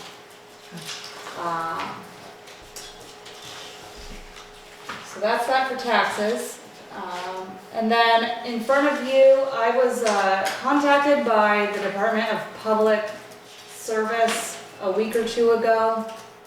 Terry Dragon on the Mishi Road reached out to them about a street light that she has basically in her driveway, pointing at her driveway, and wanted the town to take it over and it be turned to the road. I guess it's something that she pays for personally. The town doesn't have any street lights on Mishi Road. So I kind of said it's not my decision, but I don't see why we would do that. So it's now in your lap to make the decision. Yeah, because there's nothing in front of their house that presents a hazard where you would need a traffic light. The only thing I can think of is someone at some point who owned that property requested it, and the only other one on that whole road is Thornton Mishi's farm, and again, it's far off the road edge, it's in the driveway farmyard pointing down, so, but the town does not pay for and or lease any street lights on Mishi Road. No, So if I told her that after the meeting this evening, I would get back to them in whatever you wanted to do about that street light. I said she could take it down. She didn't want to pay for it. Yep. So can I have a motion to tell Mrs. Dragon that the town does not take over willy-nilly streetlights? I'll make that motion. I will second All those in favor say aye. Aye. Okay, so I will make the call tomorrow. And I believe that is all I have for you today. Okay.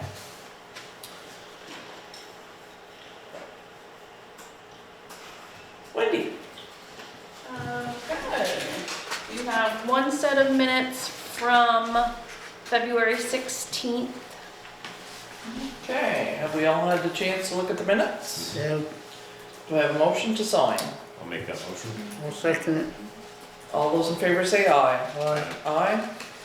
Okay. Just take that. Okay, so we've talked about most of this stuff. We already talked about the town ballot, the school ballot. There's also the Northwest Solid Waste District bond vote. They were asked several times to have somebody at this meeting. I don't see anybody. But they have sent flyers. They're on the counter over there explaining their project, what it means to the tax base.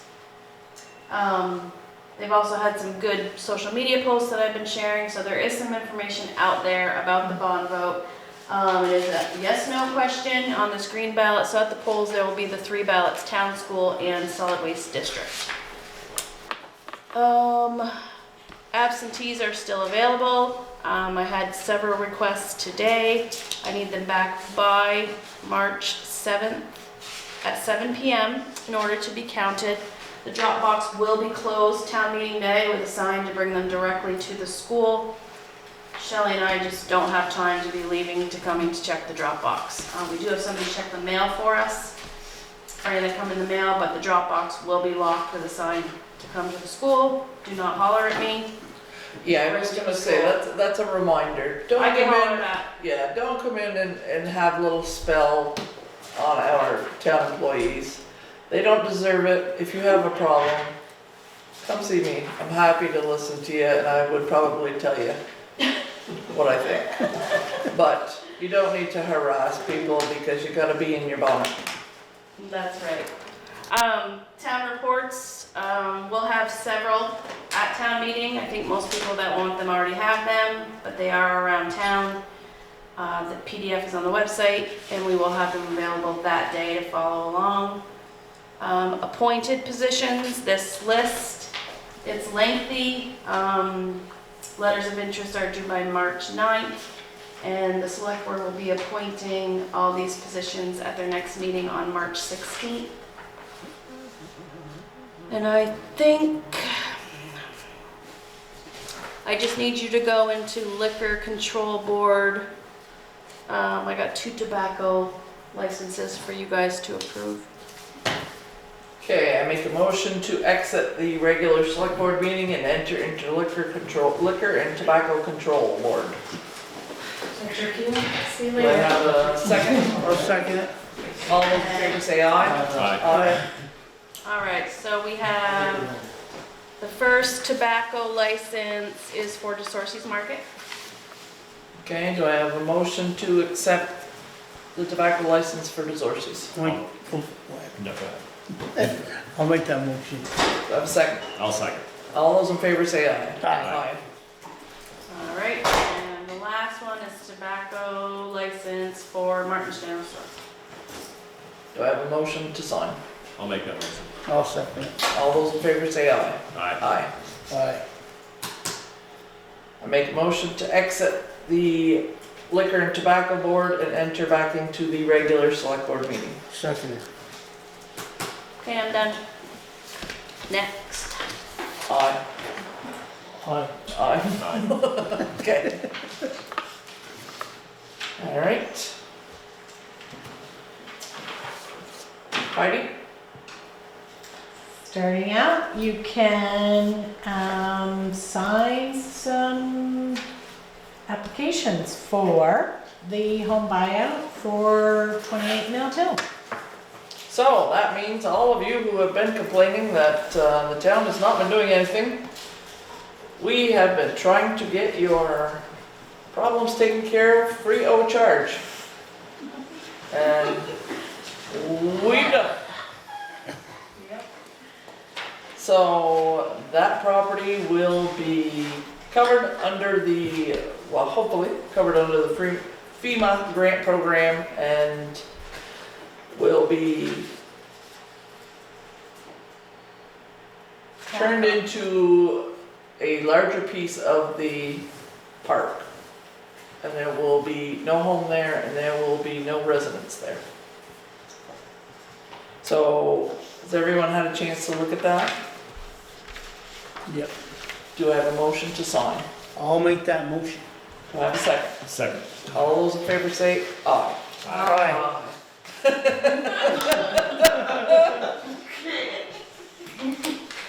Sounds like a win-win. It is definitely a win-win. Yep, fingers crossed, everything goes okay. The geologist will still need to come out in the spring and evaluate the situation, but because that property was already listed in a landslide inventory that we had completed, they're fairly confident that it's gonna go through. So they suggested we get the paperwork rolling since it's a very long process.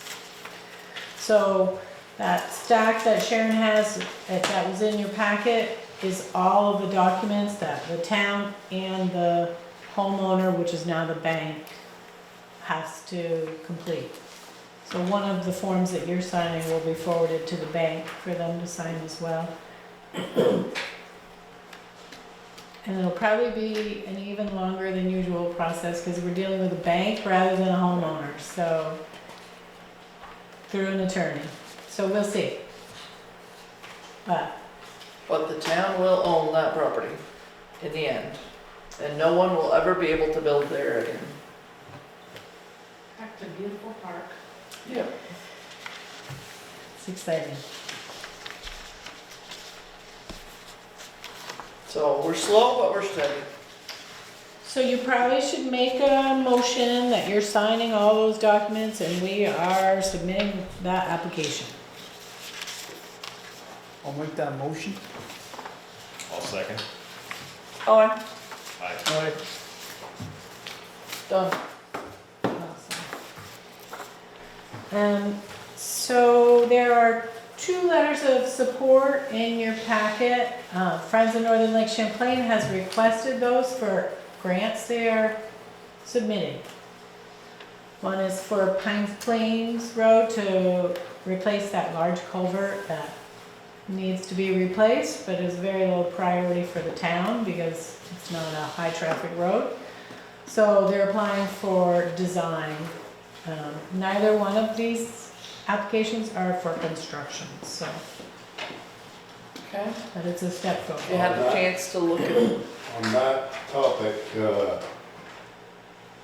that, Heidi, does that include what I have here on, I thought it was just a culvert replacement too, but it's not. Is that the one asking the selectmen to take care of the road all the way to the top of the hill? To the top of the hill? Yes, that's the Um, responsibility, that's what the responsibilities is for, not the culvert. Responsibilities are, the way I read it, to take care of the road all the way to the top of the hill, which is a big project. Yeah. For a farm road. The culvert I can see, it's a class Yeah. 4 road, but to stone line ditch and maintain it after forever is what they're asking for. So where do you see that, which in the email, they just say, would the town take over maintaining it? So are you looking at the, Ken has mentioned that the town has agreed to be responsible for the O&M requirements that exist if the restoration is done. yeah, After it's done. I mean, the town is gonna be, I don't think the town's gonna be responsible for doing it, right? But we're gonna be responsible to maintain that road after it's done. well, I guess we would want verification, because what I'm reading it to say is that we would be responsible for maintaining the culvert. Right, that's what I thought, but when you go in to look at it, the whole project, it's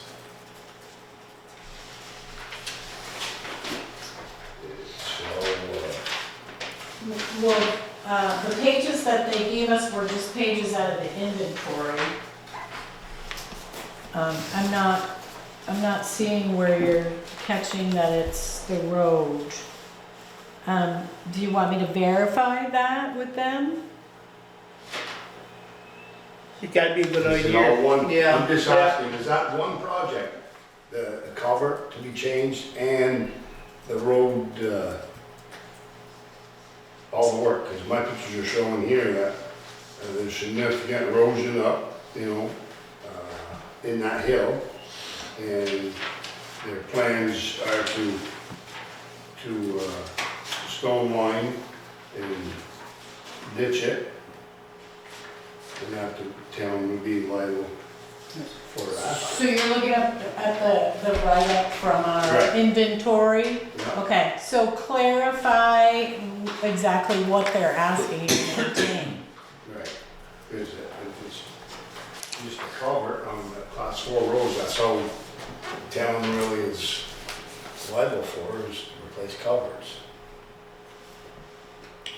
I think we ought to just table this one till next, and so you can find out what's going on. So we don't have to do the whole, It says, Highgate Sheldon Town Line is 0.2 miles from the Pines Plain intersection. See you Tuesday, Phil. see you guys. Good night. Okay, so, we can ask for, further clarification on that one. Yeah, because they're saying a road project. Yeah. Right. And what And you're if- saying, what they're you're right, I highlighting, just got a what question, they're right? highlighting is all the way up and down. Right. Right, yeah. The culvert into the whole project is, will be a substantial amount of. So you want clarification on what the operating and maintaining responsibilities are? What exactly are they looking for you to do? Once they complete that project, is the town going That whole Right. highlighted area Right. or just the culvert, right? to, right?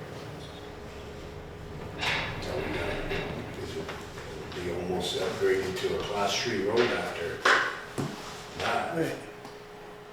I don't know if that's what they, That's why I brought you the paperwork. right, yeah, and I read it, that's the way that's why I'm, you know, I just have that question, how much?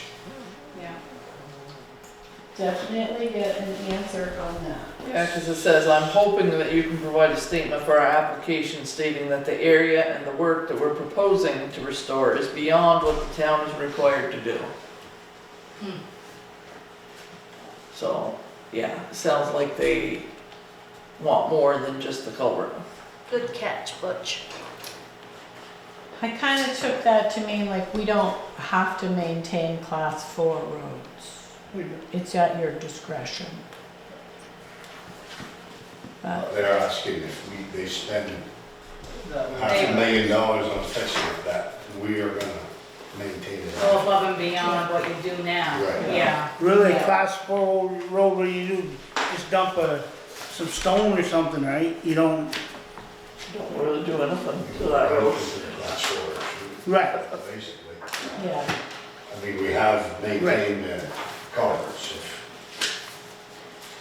Especially in that one, the culvert is the culvert's an issue that needs to be addressed. The rest, yeah, and I will just say that, it's on the town's, erosion inventory, and it's a big red, does not meet. So at some point, the town would need to do something. So if we can collaborate with them and have them get the funding, that's nice. But otherwise, it's going to be something that falls to the town. So, But it would still be cheaper for the town to do it if the town is only doing the culvert. I don't know, I think it's a box culvert that's required, which is quite pricey, so. But wouldn't all We'd the have patching to- and maintaining afterwards going to be priced? probably way more than culvert. Yeah. That sentence that he puts in there is really kind of contradictory. It's like, okay, state that it's beyond the scope of the town, but then say that the town is gonna take care of it. Yeah. That's Yeah. kind of what, Yeah. that's what why it's, I didn't understand it completely, I bring it up because, I tell us you don't can't do it, and then understand tell us you can.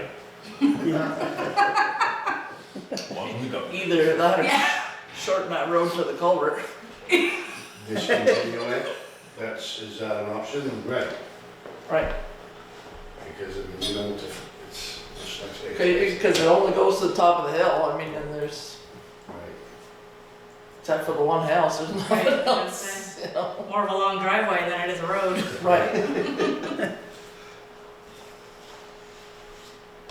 Okay, so we'll put that one on hold. Yeah, clarify that one. So there is, So shipyard, bay, boat launch and beach access area. and you said you had reviewed that one. Yep. And we own this, right? No, Tyler's. Right. I'd, on that, I'd like to get Fish and Game to a meeting sometime and talk about potentially putting up a gate that they maintained at that boat launch for ice safety. I don't know what any of the rules are, but if they're going through a town access, and especially with this season, I'd just like a discussion about that, because Yeah, I don't know what you could do, 'cause I've never seen any. you don't want the town to have A liability. the liability of saying the gate can be open or closed, but Fish and Game, though, they don't have they don't have something similar, say, at the Rock River access. They don't block that off. So, But we're. That's certainly wildlife, have 'em right? and What's that? ask That's them. wildlife Yeah. refuge. oh yeah, Wildlife, yeah, that's state. That's theirs. Yep. There's 7, there's 2. I mean, I don't know if you want to block the boat launch or. I didn't know what their thoughts were on it, really. I mean, Especially after what you hear Right. with that.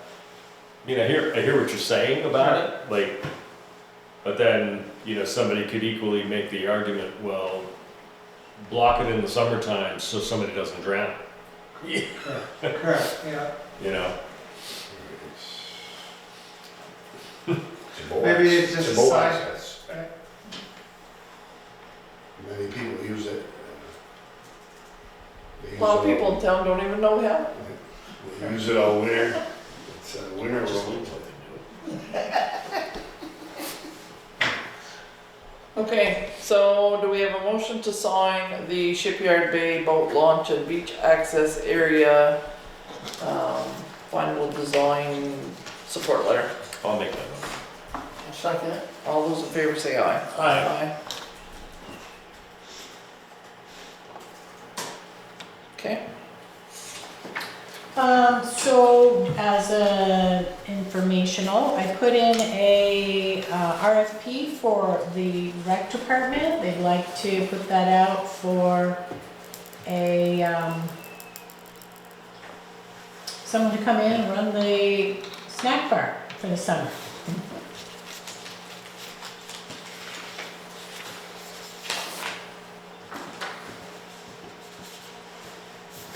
okay, so I have 2 copies. Now we're going with the March 6th. One has the things that they would like, the one you have in your hand looks like the correct one. It has, Which hand? The single page? yes, Okay, it has criteria for the submission. okay. Has everyone had a chance to look at it? Do we have a motion to sign? Did Jess get back to you about the last ad of requiring them, they're responsible for getting the food sale license to them? Okay. That'd be the No, it only, doesn't say anything in there, I can add that in. that'd be my only ad. I didn't think she got back to you in time No, to make it to that meeting, but.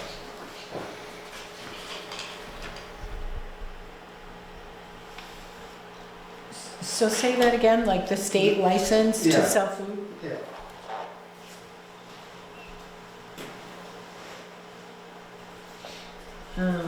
So that'll take place.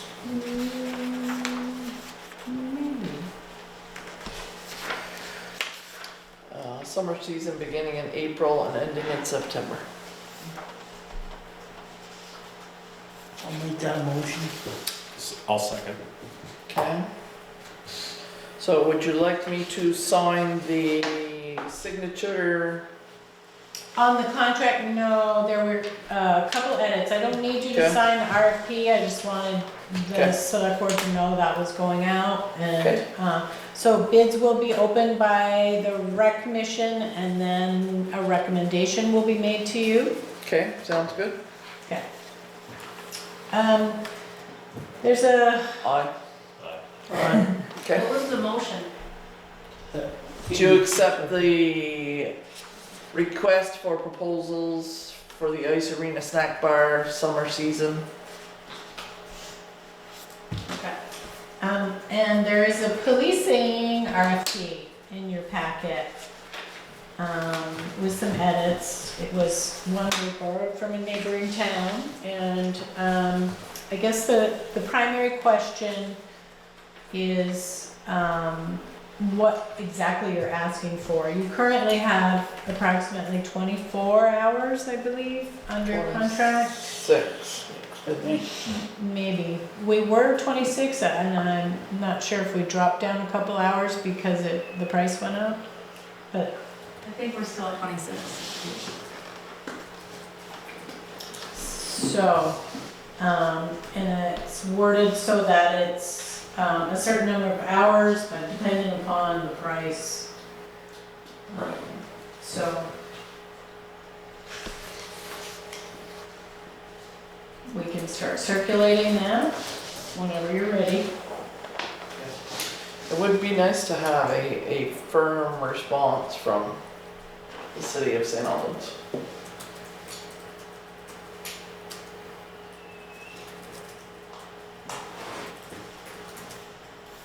I think that's the very least that can happen. Okay? Before we go to all the trouble to find out that, oh yeah, we will, or oh yeah, no, we don't want you.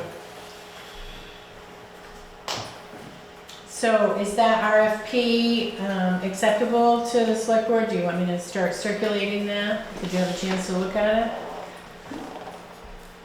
All good with that? I think so. Okay. Do I have a motion? So moved. And we'll stick with Aye. 26 Aye. hours. Yeah, we'll start with that and see. What about that? Yeah. Okay. I put a Bernie appropriation opportunity in the packet, and I thought maybe for the arena or the library, but I'm not sure we have any estimates yet for any of your needs over there, like the roof or, you do? I'd be very interested in seeing those. Or for the library, but we're not really at a point where we have a real estimate yet, so,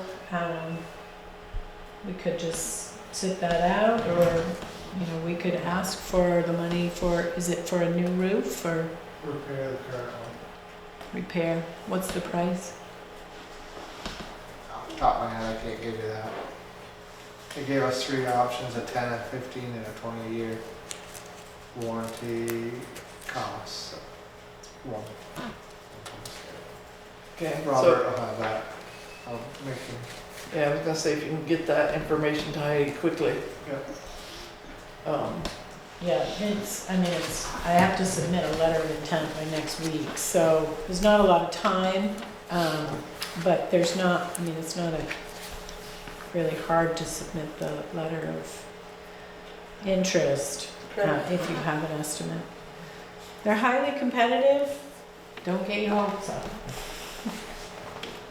No, but I would agree that you can't win if you don't play. Yeah. Okay.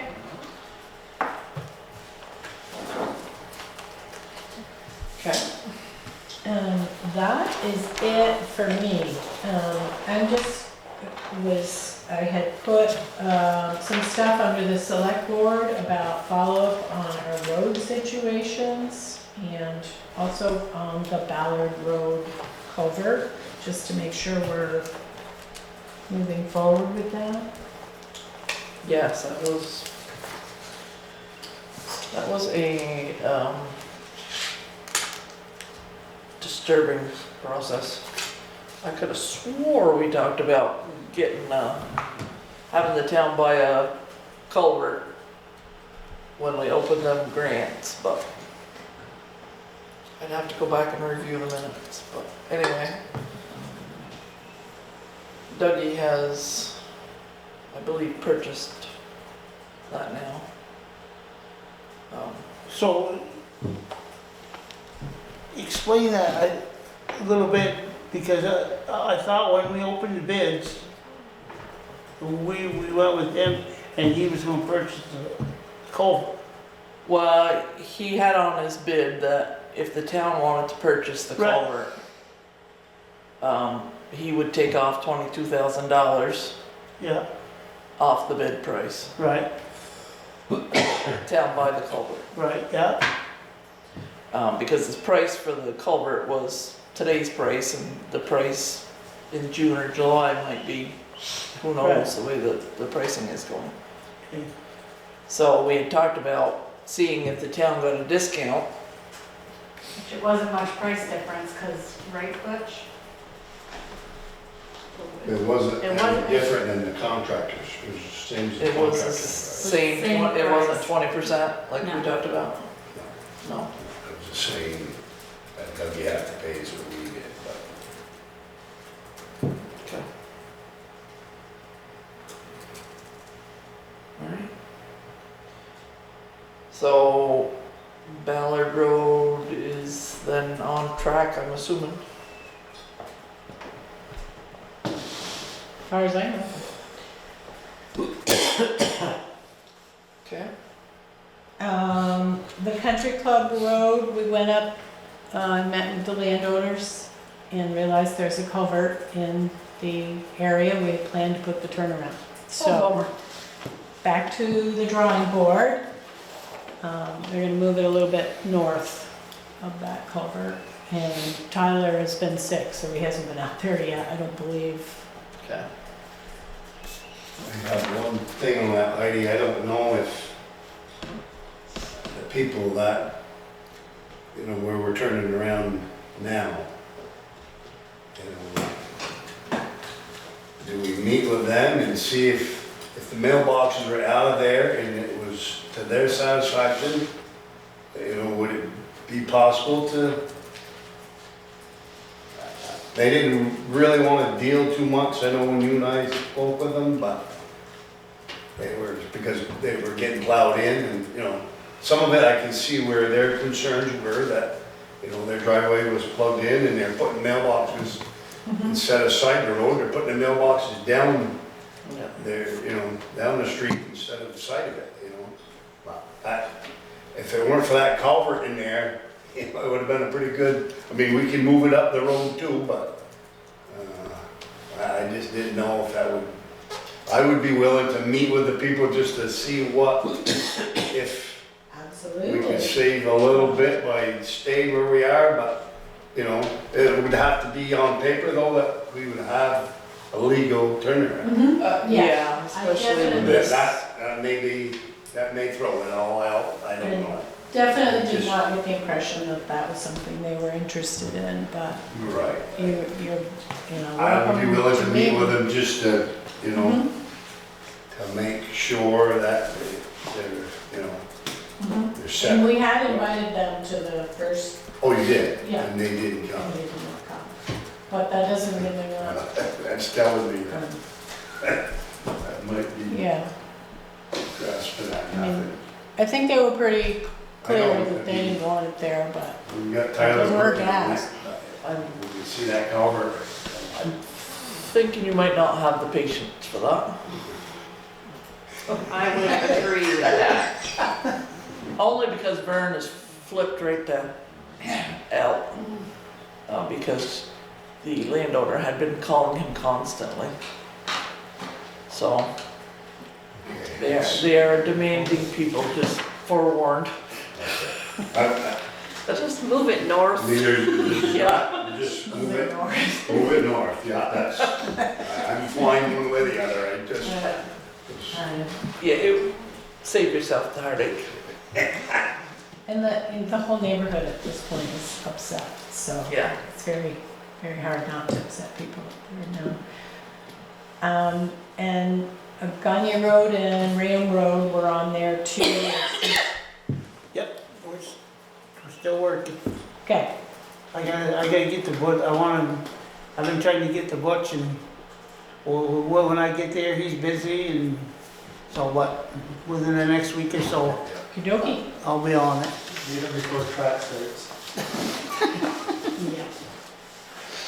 We get done town meeting early, there you go. Yeah. And I had a couple contractual issues in executive. Okay, That was it. so do you want to go over any of the annual AOT reports? Oh, yeah, sorry. We got those together I just today. finished that today, so. Got them together today, so if you have time, yeah, that would be great. We're still working on which projects we'll submit for, but those are all necessary for the grants. Okay. That report's done annually. So 20.92 class 2 roads, 42.73 miles of class 3.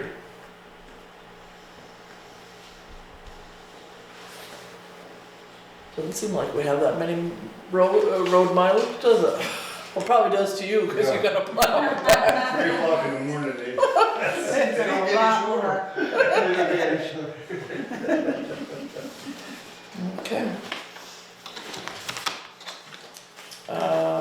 Do you need our signature? No? Yes. You do, okay. Yep, sorry, I didn't get a chance to put tags on those. So the first TA 60 form that Shelley had to fill out with that information, the select board would sign on the back of that. Okay, yep. So do we have a motion to sign? So move. Second. Okay, aye. The next one is also an annual report that you certify you meet the state's minimum standards, that you've adopted codes and standards for your roads and that you adhere to them. Motion? I'll make that motion. Second? Second. Aye. Aye.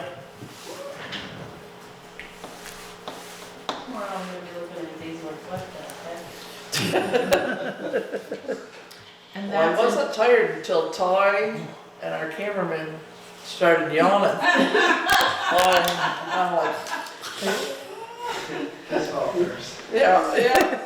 that's a new form, it's a contact sheet for all the town officials, it's got everyone's information on it, so if you have any problems sharing any of those numbers, please let me know. But I also wanted you to select who you want as the 24-hour contact number. Well, I saw Shelley's name right next to it. Shelley? That's a good Might one. not hear it, might not hear it, probably my name down. I think I was gonna suggest Vern, because he's not here. that's now you're talking. Let's It not is penalize somebody that came. That's right. true. It's for the event of disasters. So if you want it to be public works, or if you want it to be a select board member, if you want it to be a staff. I can't do it. I'm already the Okay, emergency management contact. okay. I will plug your information in And there. besides, I'm calling the rest of you anyway. Please come in, help, help. We've done that before. Yeah. State police sometimes call and then if there's a, highway problem or something and other times they'll call one of the others. And was there one more sheet beyond that, beyond the contact sheet? Just a dear board members sheet. Oh, yeah, that's just informational for you, okay? So the only other thing I had was, Sign under me. the, energy planner from Regional Planning Commission, full disclosure, is my daughter. They have, some workshops coming up and funding available for municipalities to improve efficiency in any of their buildings. And they're reaching out to 5 towns that are heavy burdened, and Highgate is one of them.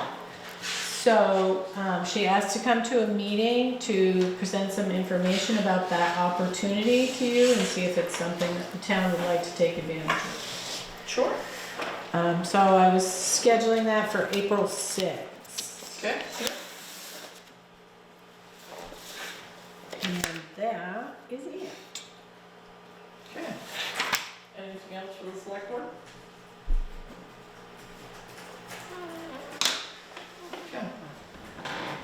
Anything else from the public? See you all at town meeting. Make a motion to adjourn and go into executive with Heidi Birchmore. Second. Aye. Aye. Right. Recording stopped.